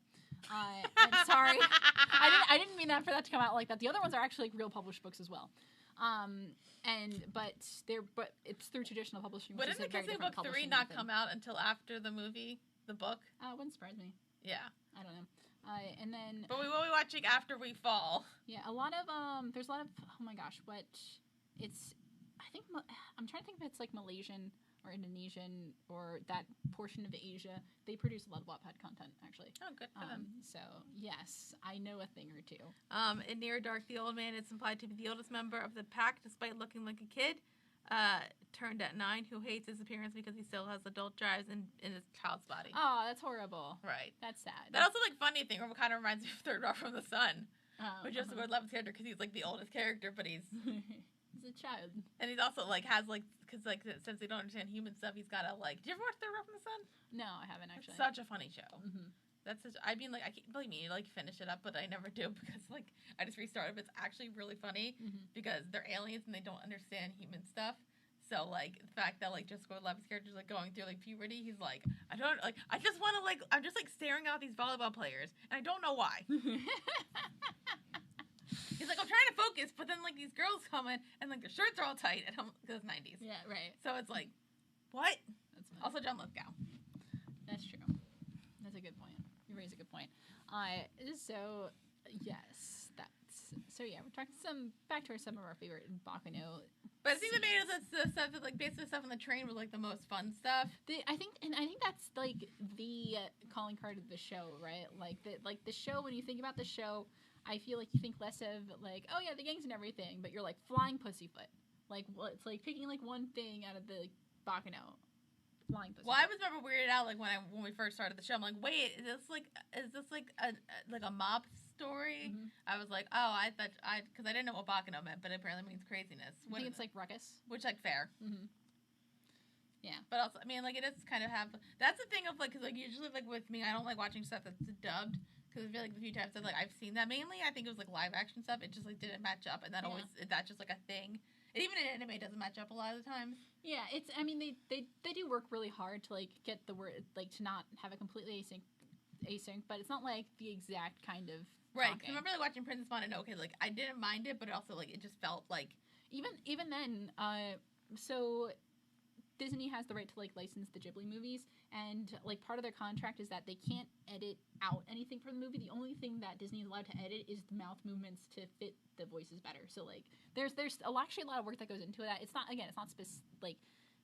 exact in the way that American animation is fit with English voices, but there's still a lot of work goes into making things match up. It's not the people stop talking and then there's people still talking over it. Right. So, but with this, that the original 13 where it's the OVA, it doesn't really work with the sub, just because of the way that they're talking, obviously in Japanese, but it doesn't fit the American setting versus the dubbed was it fit very well. Yeah, I'm so glad you brought that up because I really did want to talk about dub versus subbed on this because it again, dub versus sub is a huge conversation that we can have in anime, and I think people have really settled down with it. It used to be subs are the best. Wait, people settled down on the internet? It's a relative kind of settling. But it used to be very heavy, no, you gotta watch the original, you gotta watch it subbed, and people are but I think now, especially in the world of streaming where people are used to putting things on and multitasking, I think now that's become kind of more of a part of our culture. People like dubs because they feel they don't need to constantly pay attention. But the way that I've always viewed sub versus dubs, I think really came out of me watching BACCANO. It came out of me watching BACCANO and me watching Full Metal Alchemist, where if shows with a Western setting, shows that with either European characters or American characters, I like watching that dub because I feel that's what like those match up really well together. If it's a show that takes place in Japan, especially if there's a lot of cultural references, I feel like I like watching it in Japanese, because I feel like that's not like more authentic, but I feel like I'm watching it like without like the localization stuff that doesn't necessarily need to happen, because it's taking place in Japan. So I like doing that. BACCANO is one of my favorite dubs. I think I probably put it next to FMA because I really like the FMA dub as well. But BACCANO is really good because it's like the characters, like the voice actors they go all in. They're like, oh, we're in New York, we're in the 30s, we're gonna talk like New York in the 30s. Yeah, and it's really good, and it's a great dub, and especially the characters always feel, and it's probably because I watched the dub more than the sub, but the characters feel like the voices feel more dynamic and more like specific to the character than when we switched over and watched the sub. Yeah. Especially like I'm thinking about Lad, who has like a very like a deeper kind of like a gravelly kind of voice, like raspy, which really fits his character of like being kind of like rough and like to killing people, where he sounds kind of like a pretty boy in the Japanese. Yeah. And I think those different voice types like really change your perception of the character, because if Lad, I think if always had a pretty boy voice, I think you'd think of it more as been like, oh, like a good looking guy who likes to kill people. Yeah. Which instead of like more of like the hardened gangster who is just like his cult of personality. So I really do like I I think like this actually made me like say because before I was very much like a dub versus sub kind of thing, just because of like that. But then I'm also kind of like, well, like what happens like when if I want to watch something that's like foreign and like you need to pay attention versus like if you're just like want to turn it on while you're doing something around, so it's like hard to pay attention. So then I was like kind of okay with like Americans like remaking stuff, because I'm kind of like, well, at least it's like that's fine. But now I'm kind of like, I feel like with this, it's kind of like, I think like you need to figure out like where you're setting it and then go from there. Right. Yeah. So. What is it? Rezka, sorry, again, said, I think they made a really great job with BACCANO dubs and all the accents and speech patterns. Yes. Yeah, it does a really good job. So I really, so like big props to the dubbers on that show. Zom says, if you want a fun one, see a sub versus dub argument with Watch Big O. The first half is made in Japan with an English dub, while the second half was made in the U.S. with a Japanese dub. Oh, no. That broke my brain a little bit. And then, oh my God, Thomas says, Voon, FYI? V-U-N. F-Y-I? No, it's F-Y-L. Oh, is it? Well, I don't know what that means. Hello, who's Thomas? Hi? How are you? Are you a robot? Welcome to the show. Welcome. I don't want to say no robots a lot, because I think that's discriminatory. But just like, if you have something to say, keep it fun. So, we're having a good time. But yes, no, I'm so glad you brought up the sub versus dub, because I really wanted to talk about that. And I'm glad though. Like at first I was a little annoyed that, and I'm trying to think if the OVAs were even dubbed in the first place. I want to think they were, but it was really hard to find. I'm trying to think, because when it used to be on Netflix. When I watch on Netflix, I'm trying to think if the OVA episodes were dubbed or not. But I'm kind of glad that we got the experience of getting to watch most of it with the dub and then some with the sub, because I think it's really fun to like kind of compare those and see how the characters sound. I find that and maybe this is just in some of the dubs that I watch, where a lot of the women's voices in like American dubs or like the English dubs, like some of the women will have like kind of not lower pitched voices, but like kind of talk how we talk. We don't have very high register. Like we don't really talk like. Do I not have a high register? Yeah. Well, we kind of. It's hard to tell with because like it's hard to tell like your voice actually like sounds to other people. My voice is. I know when I listen back to my voice, it's higher pitched than I think it is. No, me too. It's definitely higher pitched. Which is actually because when you talk, like your voice is resonating in your jawbone and your ear bones, and because of that, like the resonating creates like a lower pitch. But I don't think, I think just the way of Americans talk in general, I think the way that our voices fit and how like we speak with our accents, we kind of tend to go lower. And I think you kind of find that too, like even like in British versus American, when you see like British actors go American, vice versa, like down here versus like up here. That's not actually how British people talk. I'm so sorry. But like it is, we kind of tend to rest lower in our registers, which is bad for our voices. I guess I kind of notice if they see like a British actor do an American, it kind of seems like, I guess like they do sound like higher pitch, unless pitch differently. Yeah. I feel like, I mean, there's some good like they're like the level of that is that like you actually think that they're American until you actually hear the real voice. Yeah. And whether they're British versus like decent versus like not good at all. I don't know who's not good at an American accent. Emma Watson. At least in Perks of Being a Wallflower. I didn't mind her in that, but I really liked that movie. Like, it was a good movie, and she was like... I like that movie. Yeah. I don't remember her accent, though. No, that's all I can think. But yeah, so but like, I tend for, like, in English dubs, you know, women tend to talk, like, you know, kind of more on, like, a tone-pitched level that maybe we would talk with. But, like, in Japanese, a lot of their... the voice actresses will, like, just have like a naturally higher pitch of talking, so it is kind of different. A big difference, not in this show, but I keep talking about when I talk about Fullmetal Alchemist. Thank you. We got Dazam mention it now. That's all I can think about. But that's like a really good. I preferred the dub on that show than the subs. So like that's where my favorite reference is. The character of Hawkeye has like Jeremy Renner. No, not that one. No, my favorite character. Hawkeye in the English dub has like a voice that's kind of, you know, like a very like military officer down here kind of voice. But if in the dub, at least in the sub, at least in Brotherhood, because I didn't watch the sub of the original series, like Riza has like a super like her like voice is up here, not like up here, but I wish I could do it. Like, but it's like it's way up here, and it gives a whole different impression of the character. And I much prefer her English voice because again, she's one of my favorite characters. And there's two different character interpretations that I think are both right, but it's very interesting. So.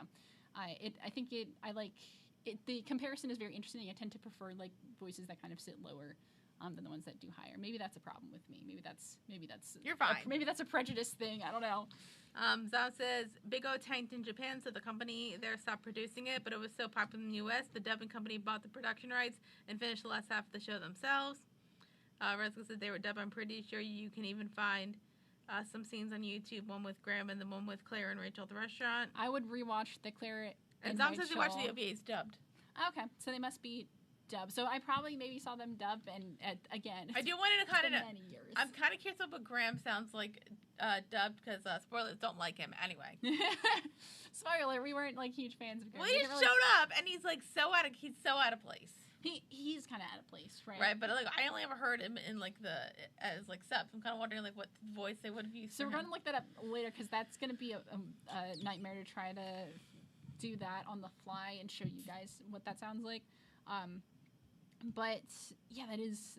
Thank you. So thank you for clarifying that for me. It has been a very long time since I watched the show. Obviously, we just finished it. Were the OVAs dubbed on Netflix? That's a stupid question. I know they're probably dubbed for the DVDs, but I'm trying to think because I feel like on Netflix I was mad because I couldn't find. Can you not find the DVDs anywhere? You can find them. They're just super expensive. So you can't find the cheapest ones are region locked, and like which I think on my computer I can unregion lock things. But wasn't the rule with like computers that like if you region lock and unlock like 5 times, then it just automatically sets to like a certain thing? Not sure. So you need to find a emergency free thing. That was like my thing of like when I was in England, I was like there were like some like movies that I wanted to buy, but I'm like I can't watch, like I'm not gonna be able to watch them at like good home. So what's the point? Mm-hmm. But then some people say it's fun. Yeah. But so yeah. So thanks for that. Yeah, but I was thinking like if you can only find them and they're super expensive, that means you can't find them anywhere. Somebody's trying to make some money off of it. Yeah, I mean, well, they're no longer in production, so that's the issue. So it's like so there's a limited amount that exist. So it's not like they're gonna keep making more. Kaylin, did you know Hawkeye and Luffy are the same voice actors? No, I did not. That blows my mind. I'm not a big One Piece fan, but like I'm gonna think about that though. Forever. So yeah, I'm not a. So what's fun? So if anybody wants like a side story here about like my adventures in anime and manga, so the 8th grade is when I decided like I was gonna be a weeb. You decided. So of course, like when you start out, my first series I watched was obviously I watched like Pokemon and Yu-Gi-Oh as a kid, but this was like. I mean, I was still a kid in the 8th grade technically, but like I didn't feel like a kid anymore. But like in my renaissance, my anime renaissance, I guess. The first series I watched was Death Note, which is like a great first series. We couldn't do that on the show because like one, I associate it way too much with the 7th grade, and that like it's a weird association to have, and I don't want to go back there. And 2, because we already talked about the movie, and I wanted to do something different. But then I wanted to get we talked about the Netflix movie. Yeah. And I wanted to get into manga, so like they had the big 3 at the time. The big 3 was of shonen was Naruto, Bleach, and One Piece. And so over the summer I read the entirety of Naruto, which had I think 408 chapters up to that point. I read Bleach, and I got to One Piece, and I read the first page of One Piece, and I was like, you know what, this is too much for me. I gotta stop, because One Piece is impossibly long.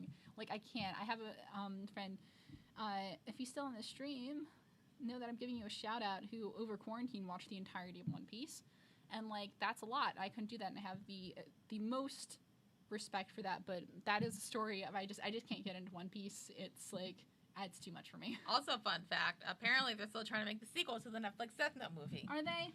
As of 2021 they are. Aww. It's gonna be more, it says according to this it should be more faithful. Yeah, I mean, like, I thought you said the movie was kind of was it faithful-ish? No. Okay. No, it absolutely wasn't. So the direction they went with, like, Light as a character was awful. But, like, Keith Stanfield really tried his best as L, and, like, so I have just the utmost respect for Keith Stanfield because he was really trying his best. I thought Willem Dafoe was good in that, wasn't he? Willem Dafoe was great, yes. Okay. Yeah, so, like, those were the two characters that, like, nice. Everybody else. But wasn't also, like, the girl was, like, not right at all? No, also true. The two main characters, besides with the exception of L, like, but Light and the Misa, oh my god, Mia, yeah, in the anime it's Misa, yeah. But like Mia were just like really. We can go on the whole thing. Actually, guys, if you're interested, it's still up. Yeah. You can go watch our review of the Netflix Death Note adaptation. I really recommend it because my friend and friend of the show, Adriana, joined us, and we had gotten. She's like my childhood best friend, so we had gotten into that at the same time, and so we both have like a lot of feelings about that. Were we so, like we weren't drunk, we were like slightly intoxicated because I did bring alcohol. We did drink while watching it, and that's really the only. We had food too. We did. So that helped. Netflix is doing a live-action One Piece series and live-action Yu Yu Hakusho series. Netflix, calm down. Netflix also did Cowboy Bebop. Yeah, they did Cowboy Bebop. I think they also did Fullmetal Alchemist. I did not watch that one. Are they also doing that Avatar: The Airbender live action thing? They that are. Is apparently still going. Is that still going? That's still happening. They had the cast out. I think I saw a picture of it. That looked good. The casting looked looked really like solid casting. They looked like kids, and Yeah. they also like were not white. Yeah, so like automatically like A+ casting. So I'm curious about that series. But I do kind of, you know what I kind of been wondering, and I know this is like kind of off track, but like I wonder if they're getting away with like, oh look, we have somebody who's like this, but then they're like half, and then I'm like, is that kind of like cheating a bit? But then I also feel bad with people like who are like mixed race. I'm because like right, because you know because then it's like it's not their fault if there's not a lot of roles for them. I know, but people are like, we should get somebody who's like full this and not somebody who's half, and I'm like, but then I feel it's a weird line between like what is encouraging representation and then what is drawing lines for the sake of drawing lines, which is like which I feel like is a conversation that like I don't have any kind of stake in, or it's like not one that I feel like I can talk confidently about. But there's certain things that I can be like, yeah, no, and there's other things where I can be like, so like no white person with a lot of makeup. Yeah, it's bad. That's bad. Don't do that. Don't do that. Maybe don't do other like the Cloud Atlas rule. Mm-hmm. Is that a thing? Wait, don't do that or do that? I don't know. Cloud Atlas. Anybody remember that? That wasn't. I didn't see the movie, so I felt like I couldn't say anything about it. I tried to watch the movie and like it's like similar to BACCANO, and then like they jump between stuff. Yeah. But I think like I remember because I tried to read the book once, although I think I remember like hearing like the plot point because like in the like movies, like the characters are like all in different places, and like they will put people in different makeup to be a different ethnicity, because except for blackface, which is they still did yellowface. Mm-hmm.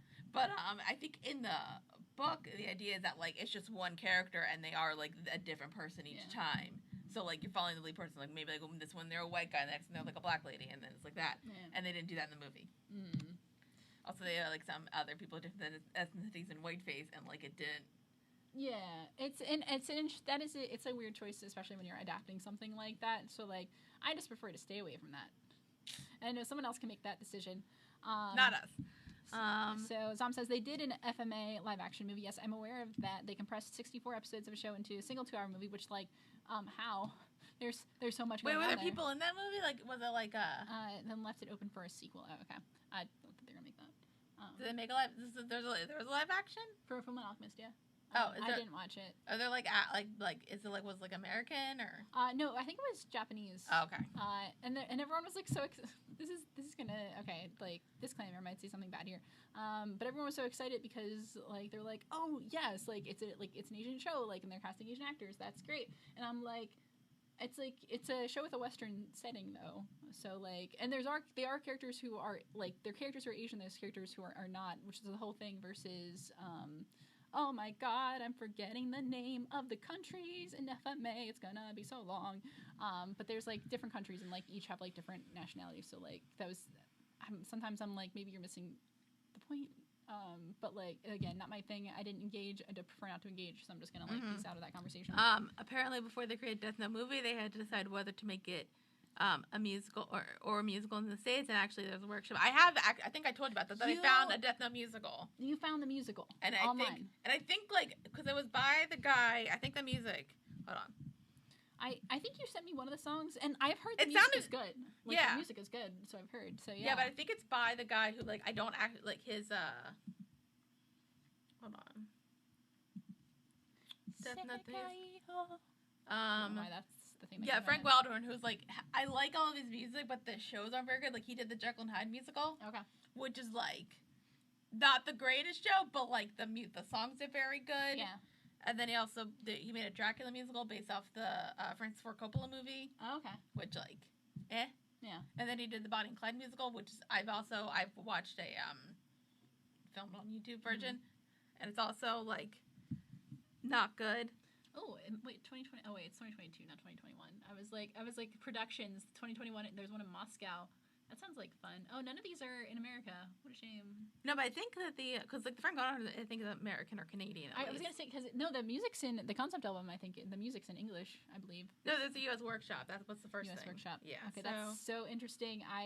It's so hard because I want to engage. Like I would engage with Death Note media, but you ever like watch something that is so like rooted in a certain time of your life, and like not that like middle school was bad for me, but it was middle school. Like middle school is like a weird time for everybody. So like that's a weird thing to go back to. I'm not sure if I'm strong enough to go back there yet. Yeah. So, but I hear it's actually pretty. Yeah, I think you sent me one thing and like I was like, okay, this is like actually kind of a bop, and I've heard a lot of people actually say the music's good. Yeah. So. And I feel like there's a thing, like, you can probably make a musical out of anything. It's just, like, the question is, like, should it be made public or not? Mm-hmm. I have two of my friends, shout out to them, have gotten super into Takarazuka. And I've seen some of those musicals, and, like, that's pretty fun. Takarazuka it's the Japanese theater troupe where it's, like, all women. Like, women are all girls. Like, nice. So it's like Shakespeare back in the day, but, like... opposite sex. But, like, the opposite sex, yeah. And, like, they do, like, all kinds of adaptations, kind of from around the world. So, like, ladies. I think you, too, would get a kick out of the BBC show Jekyll. I've seen Jekyll. Have you actually seen Jekyll? I have seen Jekyll. It's quite... I haven't seen it in a while, but, like, it's pretty interesting. Mm-hmm. It's, like, semi-modern Jekyll and Hyde, but, like... And I don't know if it's, like... It's sort of a spoiler, but, Go for it. It's, like, what if, it's modern day Jekyll and Hyde, but what if the story actually existed? Mm-hmm.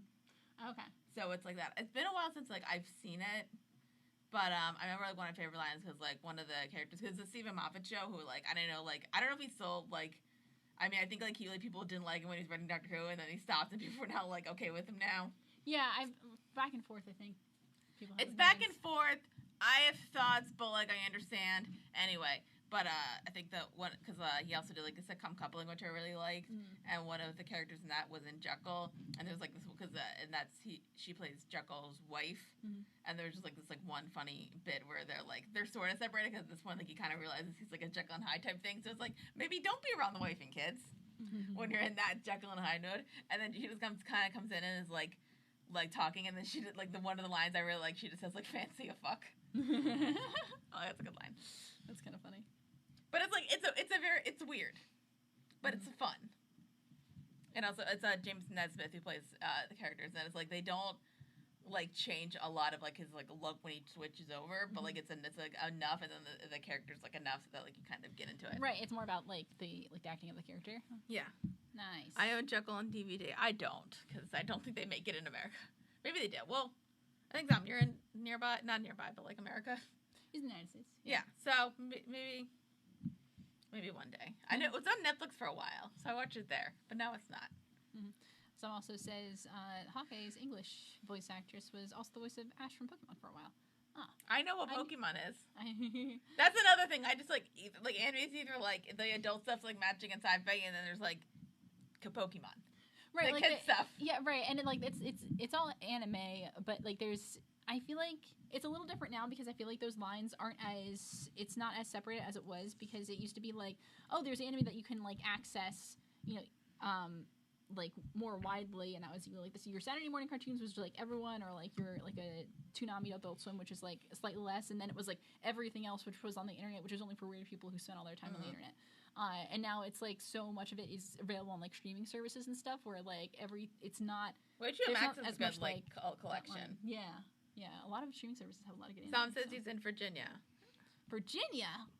Sorry, that's fine. Is that a joke or? There's no I lived in Virginia for a year. Oh yeah, I forgot about that. Yeah, I didn't like it. So, but it was outside of DC, which is just man, a lot of people going really fast and cranky about a lot of things. So I hope you're not from that part of Virginia. I'm sorry if I've insulted you. I've been there twice. Once was like Williamsburg and like vacation thing, and then I went there for a wedding.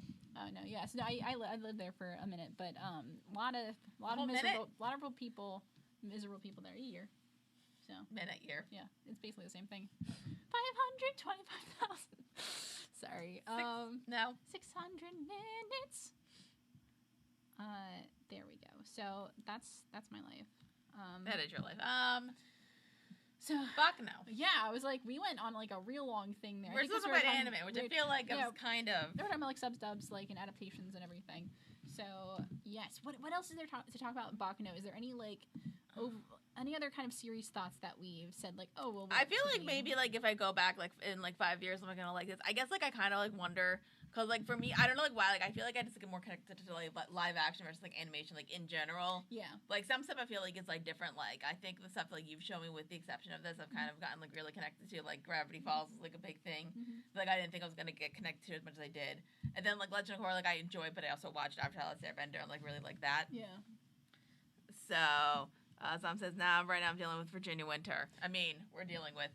So, no, but Virginia got hit harder than us. Oh, didn't and, like, it? I apologize on your guys' behalf because nobody in Virginia knows how to drive. And, like, that, I'm not insulting you directly, but I just mean, like, they don't get as much snow as we usually get. Not that we get a ton. But I think a lot less people are used to driving in the snow. So people drive a little crazy in the snow down there. So, like, maybe just don't go out. Yes, but that's why you gotta make sure, like, if you know there's a snowstorm. Sam is an essential employee, dear. Like, that's true. So, like, and that's not a dig. I'm also considered. We're both essential employees. Yeah. So, like, we know the suffering that goes into that. Great. We're fine. But yes. So yeah, no. Virginia got like hit super like harder than us. Like it was worse like the more south you got. So we got hit with probably like 2 inches up here. Yeah, it wasn't that bad. Which is really nothing. Yeah, we're fine. I was like really excited because I drove to work and they had already cleared the roads, and I was like, thank God. I only had to dig my car out. It was fine. So like, if you live in a place where you don't get snow, good. Probably for the better. Although probably soon we'll never have snow because climate change. That's not how that works. I know, I'm aware of how that's not how that works, but like, climate change. I was gonna ask like, how does that not work? But I don't feel like getting into that conversation right now. Like, I agree with you. Mm-hmm. But also, like, that's just, like, a whole debate thing that, like, that one shouldn't be a debate. 2, right. Let's not discuss it. Let's not. I wrote a book about that anyway, so it's this one. Dara has it. This is not available for sale. This is just like a private print copy. So like, if any publishers are looking at that is not considered a first publishing right. So like, don't freak out. Thank you. You're welcome. For plugging my book. We can't. I guess because we're only going to do probably. I think we've been going for.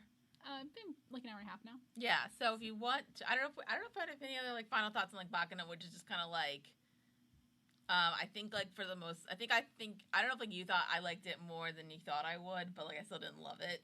Yeah, I didn't know how you were going to feel about it because I think the things that I was hoping that you would like is like the setting, and just like. The characters and the fact that it was like a non-traditional, like it doesn't really fit the tone, like the impression of what like a stereotypical anime is. Mm-hmm. And that's kind of what I was kind of going for because my goal in showing like your first anime as BACCANO, which was like an interesting choice, I'll admit, given how the story is presented, but it was to kind of to show that, again, as we said at the beginning of the program, anime is a medium, not a genre. Right. So there's so many different ways you can tell a story within anime, and there are like certain like tropes. There are certain like genres within it because you have your like your isekai and your like high fantasy, and you have your mecha anime and magical girl, and those are all like different kind of facets of anime, but they are not all one thing. They are not all have to be an anime to be considered an anime. So that's kind of what I wanted to get across, and the things that I was worried about was like, one, just it being an anime. I didn't know how you were going to react to seeing an anime, and two, like the disjointed storytelling was a little is intimidating at first. So I'm hoping that you at least are more open-minded to the concept of anime now. I've always been like open-minded to it, just kind of like there's other stuff I'd rather watch. So says you don't know fun winter until it's a day it's 101 degrees at 7 a.m. and -9 by 9 p.m. Oh, that sounds like fun. Has that actually happened before? Weather. Yeah, I can't say I've experienced that. I've lived in more than one location, but that one I have not. I just remember like when I was in England and they said like, oh, obviously like the weather isn't bad, and like, it wasn't like terrible for the most part. It was like kind of like a solid like chill, and then like some days it was raining, and then the week that my family came, it was freezing. Yeah, and I'm like, it's your fault. You brought it over from the States. You think? You brought a scourge upon us. Like it was fine for the most part. Like I mean, I had like a little coat, but it was fine. I was gonna. Okay, so I think that's Did you cast what I was explaining my near? I think we did read that. I think we read that. The guy was like not. It was an old man, but he was not. It was a 9-year-old body. Yeah. So yes, we did. You might go back and rewatch the live stream. Yeah. So if it like we are recording this, so if it got like a little jank, we can. If we need to re-upload, we can re-upload. I know with the connection things, and hopefully this comes across nice. Yeah. Twice, not this year, but it's happened here. I'm glad that didn't happen when I lived there. That yeah. But anyway. But I was gonna say for like the last like bit, because we don't have that much time left, we can talk about like random stuff, or we can say what our thoughts are gonna be, but like what we're looking forward to going into Community, which is our next show. Which I said is a sitcom, which we haven't done before. But I feel like it's like a good sitcom to like figure out if we can actually work with a sitcom. I am curious. I think I do have some, not hesitancy, but like I am very curious of how we're going to handle the sitcom format, because I think it is a little different than a lot of the shows we've been doing are more like things with like a driving plot. Yeah. And less like, and although Pushing Daisies had like a lot of, not kind of, I guess, situational moments, in that it was like, Pushing Daisies had more episodic stuff than it was like a very and I hard would even argue that plot. like Gravity Falls kind of was like episodic for points. Like there was a plot, but like it was very, but like there'd be episodes where like it didn't actually matter to the plot. Right, but those shows too also had like a strong myth arc in them. I know you said that there's some overarching stuff with Community, but to me, like it always comes off to me as like it's like straight sitcom. I think like with some sitcoms, there's like overarching stuff. Yeah. Like, with plot. Oh no. I think like for sitcom, like the big thing is like what's overarching is like character development. Yeah. So you notice that, but like I feel like episodically, like it's kind of like, it's like more like let's focus on this episode. That's like where the spoilers are gonna come in. Yeah. Because like you don't want to spoil like one fun episode versus like, something else. Right. But but it's definitely become like one of my favorite like shows and sitcoms, even though I haven't like rewatched it in a bit. But it's also gonna be like our longest show, So yeah, it's gonna be different. So I like to go into things being open-minded, and so we're just gonna be open-minded. I think you might enjoy it just because like there's like it's very like not like it's like nerdy, but like not Big Bang Theory nerdy in that they're clearly making fun of them. It's like we like this stuff. Right. Oh no. Okay. That's fine. We just let it go. Okay. Yeah, that's fine. Right. But it's like clearly like these are like it's like nerds making a nerd sitcom. Yeah, which is fun. So I've heard good things about it. I'm looking forward to it. What do you know about what do you know about it? It's about the community, the show. Okay, it takes place at a community college. I think it's about a guy. I've read the plot summary before. Is it about a guy who? What is he? A lawyer? Yeah. But he like loses his license. So he technically like his license wasn't technically legal. Yeah, and so now he has to go back to community college. Right. Is like to get a law degree. Yeah. So. And then there's other characters. And there's other characters who are at a community college doing community college things. Do you know anything about any of the other characters? Well, there's the two characters who they're buddies. That's all I got. Troy and Abed. Yes. Okay, so that's Donald Glover. Yeah, Donald Glover. And Danny Pudi as Abed. So yeah, there's that. They're buddies. That's really all. Well, and there's like other like characters. I think John Oliver's in it at some point. Yes. I think Chevy Chase is in it at some point. That was fun. And then who's the actor? Ken Jeong?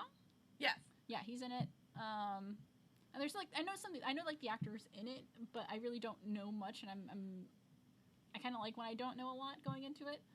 That's good. That Zom says everybody I know loves Backstory Jacuzzi tattoo. I love it. We found about that very on in the show today. Right, and then Zom says he's never seen Community. It's on Netflix and Amazon Prime if you want to watch it. Yeah. Or me, I just own it on DVD. And so if you want, you can watch it along with us. Red Band Society is a good show if you can find it. I don't know that one. Is that the medical show with Octavia Spencer? No, I can't spell. It's a teen medical comedy drama. Is that the one with Octavia Spencer? Wasn't she in it? Am I? Yes. Wow. Good job. I've never seen shows like right after she won her Oscar, but I think it only lasted for a season. It did. In one season, 13 episodes. Well, is there anyone else good in it? I don't know any of these people. No. Besides Octavia Spencer. It's like that one show that I did end up watching. That one based around that theater in Pennsylvania that like for high schoolers, and they did Spring Awakening. Oh. That show that I can't remember the name of, but it had the Ted from How I Met Your Mother. Oh. And I cannot pronounce her name, who voiced Moana. Oh, Ali Carvalho? Yeah. Yes, that one. Oh my God, what show was that? Yes, it was like was it based on a Philly school? Or somewhere in Pennsylvania. Oh, okay, somewhere in PA. I would do like provocative shows, and I remember like some people I know saw one of them. We're gonna look that up because I don't know the show, but I know Ali Carvalho. Urban Societies about the patients who live in a hospital. That sounds like a comedy. Rise. Musical drama. Josh Radnor. Yeah, good work. That guy. Yeah. Bucks County. You know what's really funny when you said somewhere in PA, like my brain went to Bucks County. There's a lot of like stuff like Pennsylvania based that takes place in Bucks County for some reason, which like I don't want to give away our location. That's not where we are, but that's very near us. Yeah. But I might be like right on the. Yeah, but I remember like I watched that show and like it kind of ended on a cliffhanger, and I'm like, the show's not getting a second season, and then it didn't. But I didn't mind her character because like she was somebody where it was like, she was like bullied by like this one girl, but it was really only because like that girl's dad cheated on her mom with how do you say her name? Ali's mom. Yeah. So that was why the other girl was like bullying her. But I like the fact there's one point where like the mother actually meets the daughter and like is obviously an adult and not mad at the child for what the mother did. Right. Which is like, an adult. Nice. Yeah. It's so interesting. Why is there? I'm trying to think of like also other like most of the kids in that show looked like teenagers. Nice. I'm trying to think of like other shows that are based off of Pennsylvania schools. Mean Girls was based off of PA school, so Mean Girls Upper Darby. Sure. Okay. Upper Darby High School. So those are all like very local names to us. Scranton. Offices in Scranton. It's a lot of PA representation. We're actually not that close to Scranton. If we think we're not. No, that's a drive. I have family up near that way, but yeah. So take that. And then Community takes PA place in Colorado. Really? So, not there. I'm sure. But I think California, there's like some like fun like nerd reference in that show. Like some actors pop up, and you're kind of like, it's fun. You know what show I kind of want to watch? Abbott Elementary that just came out. What is that even? With Quinta Brunson. What is that even about? I like Quinta. So it's like a. I don't know what that is also. It's like a workplace comedy, but it takes place in an elementary school. But it's like an inner city Philly, like school. So like I want to watch it. My mom used to teach like in inner city for like a few years, like in Philly. So I really want to watch that because I feel like that would be really. Also, fun. Who's Quinta? Quinta Brunson. She was in BuzzFeed. You saw probably. Hold on, I'm gonna. I think I know what you're talking about. She's so funny. Like I'll find a GIF and you probably will know it if I can find it. Yeah. But I wasn't thinking. But like I think that the big thing with that Community is that like there isn't like there's just like some episodes that are just like genuinely like beautiful and that I love to bits. Yeah, but I'm not sure if you've seen it like this or like that. Okay. Like that's Quinta. So. That's what I like about Community. Like it's just like there's like some episodes like people just like remember for like forever, and they're just like a lot of fun. And I think like there's like they do like I think especially the first 3 seasons they do like holiday stuff. I think it's technically in the 4th, but like we'll get to the 4th season when we get to the 4th season. You've heard about that, right? That was like, I thought you knew about that. Anyway. I don't know any plot things. No, like the behind the scenes stuff. Well, I know about because I know about Community is 6 seasons in a movie, and it did get 6 seasons in a movie. It didn't get a movie. Yeah, but it got. But I think 2 different people picked up the last 2 seasons. Well, like one was like Yahoo or something. Well, so basically, like they fired Dan Harmon after the end of the 3rd season, and the 4th season stopped with different people, and everybody was like, "We need Dan back." Yeah, I think they're close to canceling it, but then NBC was like, "Fine, we'll give you one more season with Dan." So then they gave him the 5th season, and then they canceled it, and then Yahoo picked it up for the 6th season, and then they canceled it. Yeah, and I think Donald Glover left for the last season or last couple seasons. Last couple seasons, yeah. So did Chevy Chase, and then like basically there was like some cast shakeup within like the last and we'll get into some actually like the last like few seasons, but like from what I've heard, like for the most part, I think besides like Chevy Chase, it wasn't like anything like mean or anything. It was just kind of like stuff happens and we need to make stuff happens. So because most of them came back for the when everybody was like doing like pandemic read throughs, they came back for that. Oh, nice, very good. Yes, the gas leak here. Yep, we'll get to it. Oh boy. Well, I can't like talk about it without Psych is a good show and getting a 3rd movie. Yeah, I want to watch Psych. But I have a friend who asked me recently, it's like, you would like Psych? And I'd be like, I don't think I would. Why? It's funny. There's a lot of, how would you describe, like, what's like the... I don't actually know. I think it's the format of Psych. I know I've seen an episode of Psych before, and it's like solving crimes. But it's like a comedy. Yeah. And that's just like, it's not really, those kinds of shows, like, don't do it for me. Okay. It's, like, in the same vein as, like, Monk, too. Like, doesn't really do it for me. Is Monk a comedy, though? Or is Monk a drama? I would consider Monk a comedy, right? Okay. There's comedic moments in it. Okay. I don't know. I've only seen, I think, 2 episodes I think, like, the one guy in Psych was the love interest kissing Kate in Dule Hill. Yes, Dule Hill's a great actor. It's very funny because when I think of Dule Hill, I think of West Wing. That's, if you want to know my I think of Holes. Yeah. And I think most people would know him from Psych because he was like the one of the main characters on that. So. Yeah. But I remember, what were we talking about? So it's like hard to. I don't even remember what I was saying about Community before we got onto that. It sure was a thing. We're just talking about. Oh, the gaslight gear. Yeah. But that's kind of like a joke thing within. Oh. But we'll get to. But there's like I don't want to talk about we can't really talk about it now just because like we have to watch it. Yeah. But the first 3 seasons are like really solid, and it's kind of like more like I don't want to spoil. Like I said to you before, it's not that I need to spoil like plot points for you. It's that I don't want to spoil episodes for you. Got it. Okay. Because like they're all just like some of the episodes are like different genres and like they're parodying different genres. We'll get to like speaking of BACCANO, we might get to the mob episode 1. I'm looking forward to it. I'm looking forward to I'm glad that there's not a lot that I know. I know like some basic stuff. I'm glad there's not a lot I know because I think that makes for a really more entertaining experience, especially because that's literally the concept of our show is first reaction, fan reaction. So like we want to make sure that things are first reactions. So. I know. I think like sometimes though, like I knew like what Legend of Korra was like when we like I knew like it's a sequel to Avatar. I'm out of water. Yeah. Avatar: The Last Airbender, and I already knew the ending to that show, and I think I knew like about a couple of the love triangles in that show. Right. Unfortunately, like that's what I remember learning about. And then Gravity Falls I was completely off about. Yeah, and which was really fun. I really like when like the impression going in is completely different.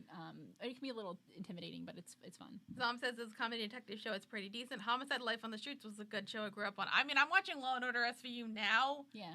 And like that's a show that either like we'll probably never be able to do just because like one, it's gonna be on for another 20 years until Mariska Hargitay leaves, because like once she leaves, the show's over. Sorry, Ice-T, but like. Well, maybe I think a last season with Ice-T just because like he's been on it like not like 1 season less. Yeah. Than Mariska Hargitay. So. But that show's fun, and also I think John Munch, who was on Homicide: Life on the Street for 7 seasons, then moved over to Law and Order SVU because the guy who created that show and the guy who created Law and Order, Dick Wolf, are like buddies, so they would like crisscross on shows. They're buddies. It predates Law and Order. It's the show Detective Munch. Yeah, I like Munch. He's fun. Although I'm at the point when he's like they're trying to I'm at the point of the show where they're trying to write him off because to get the younger people in. We gotta get the young people in here. Good times. But, yeah, I don't know if we're ever going to be able to do any, like, I mean, maybe it's a detective show at one point, but like, we're not gonna be able to touch Law and Order for a while, especially the fact that it's coming back. Oh my god. Down, down. Dun dun. Yeah. Maybe we'll talk about it more in Community. Mm-hmm. Again, they like literally there's some episodes that are just like plot, that are just like a story thing, and then there's some episodes like, let's like parody this. Right. And those are fun. But it's hard to like, I don't know, like if you like read stuff, like do you know like any of like stuff people talk about like in like episodes, or like that's like a tradition on like the show. Mm-hmm. I don't know if you know any of that, or it's just kind of, you just know that Joel McHale's in it and Chevy Chase, and I know the cast, but that's about it. I named Cav after Munch favorite character. Aw. Can't imagine Mariska ever leaving, though. It's gonna run forever. I mean, I wouldn't be surprised if that show ends in like 10 years. Yeah. Not gonna lie. That's still a long-lived show. Well, I think I said he wanted the show to last till like season 30, and I'm like, that's fair. Yeah, make it last.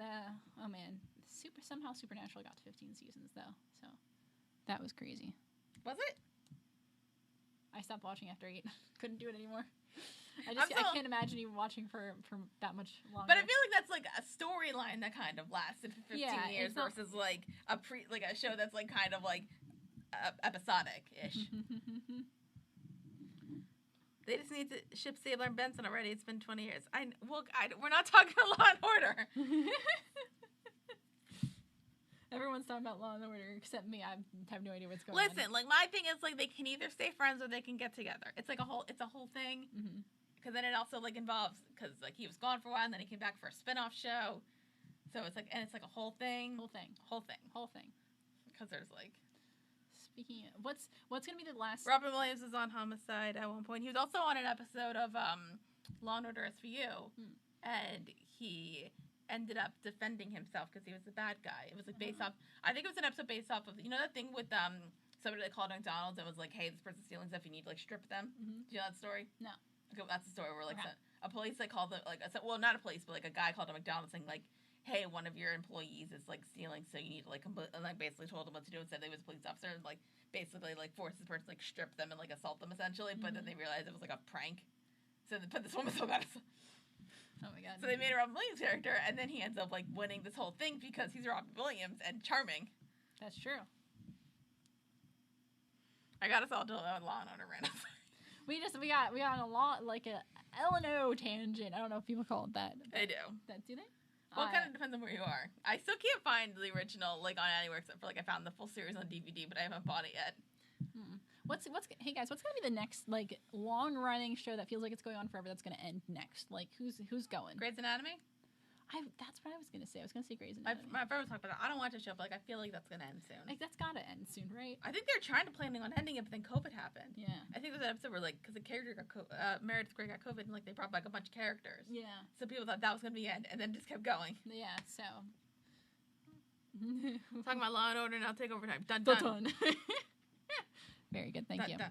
Chris, I did shout out you earlier. We were talking about One Piece, and I shout out your ability to watch the entirety of One Piece in quarantine, and it's something that I could never do and probably will not ever do. So, if you missed that, I finished The Office and watched Parks and Rec and watched Community in quarantine. I suffered by working and only working and being unable to cope with Days of Our Lives is a soap opera. That's like a whole different thing. A whole other thing. That's like over like thousands of episodes because they have a new episode every day. That's crazy. Every day, 5 days a week.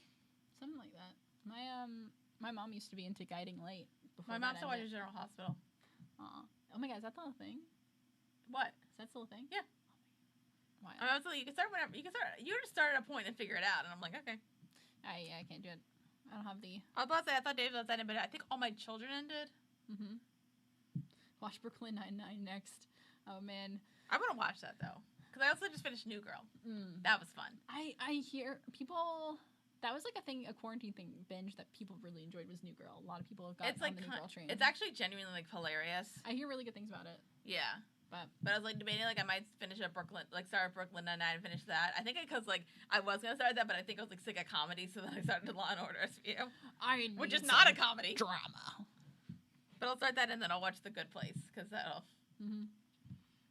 Don't get me wrong, I like this show, but gosh, it's long. 8 seasons. I heard it's good though for the 8 seasons.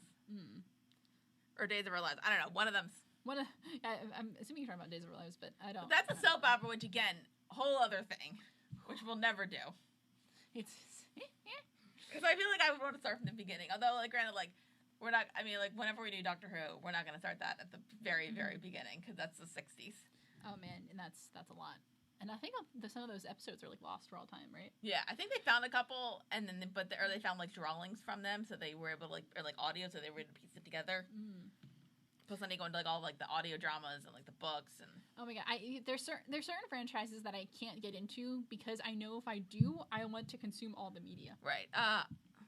It depends on me. Like, somebody says like start here. Like I don't need to consume like outside media besides the show or the movie. I'm kind of a completionist, so like. So you're fine. Yeah. Like I think somebody, what was it? Like with Marvel, like I can just watch the movies. I don't need to read the comics. Yeah. So that, like, or I can do that. I can't think of something else right now. Or like I think like Buffy, like I didn't need to read the comics. I'm like that's fine. Mm-hmm. Did NCIS ever end? No, that's still on. I think. Oh God. It's amazing that NCIS lasts that long because isn't it only like Navy specific crimes? Like how many? Why is there so much crime in the Navy? Is it Navy? What is it? Okay, hold up. We're gonna look that up. I think Chris says, "Yeah, General Hospital's still going." Don't ask me how I know that. I knew that, so it's fine. Navy Criminal Investigation Service. Thank you. Okay, I'm right. Why does the Navy have so many crimes? I don't know. And I've watched some episodes and like they tie it like it's usually just like all kinds of crime, but it's basically like but how they tie it back to the Navy is like so his mother, brother, sister, cousin was in the Navy and then that's why they're tasked with solving it. But also their lead just left. Yeah. So maybe it'll end soon. Like that's like my thing. I think like once a lead is gone, I think like you might be done in like a season or two. Yeah. But all right. I love crime. I do like crime shows. They're fun. But I think we've been going for like 2 hours. We've been going for like 2 hours, folks. So thank you for joining us. We're going to start kind of winding down now. It has been a fun time. This is officially us closing out BACCANO. So I know for me personally, it was a really fun experience to get to rewatch this show again because it had been so long since I've seen it. I really love the characters. I think it's a really dynamic way of telling a story, and I really enjoy the format of it. It was a little hard to adapt to the show at first, but I think we came together and did it in the end. So it was really fun to get to show Dara. Does he know we're going on sale? And do you know how many people are in the Navy? I guess a lot.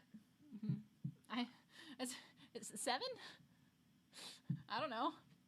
They are able to fit many of them on boats. We're good with the robots invaded the Navy.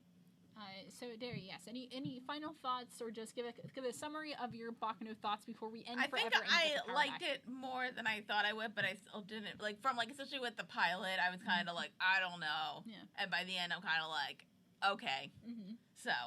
Yeah, so that's BACCANO. Thank you so much, guys, for joining us on this journey. It's been a really fun time. Again, I really enjoyed getting to do this. It was... Yeah, I don't know what else to say, but like it was fun, and thank you for joining us. So this is the part where I turn over the power. I'll close out the show. But just so you guys know, obviously, you are here because you're on our YouTube channel. But don't forget, like, comment, subscribe, all that good stuff. Everyone I see here, I think, is already subscribed. But if you're watching secretly, don't forget to subscribe. Mm-hmm. And you can find us on a variety of social media. Follow us on Facebook. We are WittyClothes Productions on there. Tweet at us, Twitter at WittyClothes. Tweets at us sometimes. I do see your tweets. Don't think I don't. I see them. Sometimes I forget to respond because I'm a bad person, but like that's the thing completely. Mm-hmm. That's not the thing. You can find our audio episodes. We actually just put our entire Gravity Falls up. Our Gravity Falls backlog is finally up, just audio only. So please go listen to that. It's available on Apple, wherever you get your podcasts. Our podcasts are also on Spotify now, which is really exciting. Yeah. And we also you can email us wittyclothes@gmail.com. And Dara, we can talk about Patreon a little bit. We're on Patreon. So if you sign up for $5 a month, you get our monthly live stream where we a lot of times we kind of like watch a movie, but sometimes we just like chat depending on whatever mood we're in. Our December live stream was live for everybody because happy holidays, whatever you celebrate. Ooh. We watched Dolly Parton live on Christmas on the Square. That was really fun. It was a lot of fun. And probably the next time we do, I don't know, like, because we did like this for January, we'll see if we have time to do a January one, but then not the next one. We're probably gonna watch after we fell. Yeah. Sorry. Yeah, it's now. I'm looking forward to it as much. Yeah, as I tried to put up highlights, but they kept getting blocked on YouTube. So sorry, guys, but maybe we'll figure something out. We're gonna do what we can. So I'll read these last couple comments before we close it out. I was gonna say we also have a show on Patreon too. We also have a show on Patreon. Oh yes, please talk about our show. On Patreon. It's basically a spin-off to this show called First Reaction or Fan Reaction, where we watch a show that we both have seen and really enjoy, or that we are watching both for the first time. That is I'm finishing up. We finished up recording WandaVision, and then we actually posted the first episode. Yay! Live for everybody, and then soon the rest of the episodes will be up. That'll probably go out weekly, but then we're starting So then we have WandaVision up, and then we'll announce the next show that we're doing at the end of that. Yes. So hooray! And then we have other tiers, but that's kind of like gonna be random stuff. Maybe if it's $30 to do ASMR, whatever. Whatever. We are sluts for money. Whores for money. Yes, we are. But thank you again for all who have contributed or watched or listened. We wouldn't do this if people didn't watch or listen. I mean, probably would have just be a lot more sad and pathetic. I'm going to read these last couple comments here. Chris asks, I want a Haikyuu review next. I really like Haikyuu. I've only watched what's on Netflix, which is only the first 2 seasons, not all 4 seasons. You mean haikus? No, Haikyuu. It means volleyball in Japanese. It's a volleyball anime. It's an anime about volleyball. It's actually really good. That doesn't sound good. It sounds like fun, but yeah, so I haven't finished Haikyuu yet because I'm hoping that I've been watching the dub, so I hope the dub comes out at some point. If not, we'll see. And Zom makes a comment about what he thinks the next series will be, and he may or may not be correct there as far as my next series. We already said my next series is Community, which Rezka said that they're looking forward to. Watch it with us if you haven't watched it. Again, it's on, at least in America, it's on Netflix and Amazon Prime. Yeah. And it's definitely it's a really fun sitcom that is because I'm not a big fan of sitcoms, but it's definitely that one that kind of spoke to me. Yeah, so I'm looking forward to watching it as well. One of the things I love about this show is that we get to share with each other things that we really enjoy that maybe the other one doesn't venture out to go watch. Because we love each other, but we're not going to hug we're not going to hug because it's scary out there, y'all. Take care of yourselves and take care of each other is really going to be my message for you. But yes, take care of us. Take care of us, please. Give us money, Patreon. So, this is First Reaction, Fan Reaction, a show where, of course, one of us is the first reaction, one of us is the fan reaction. We get to share and have a good time and enjoy it with you in the meantime. So we're going to jump off this stream right now, and thank you so much for joining us. I'm Kaylin Clothier. I'm Dara Whitman. Peace.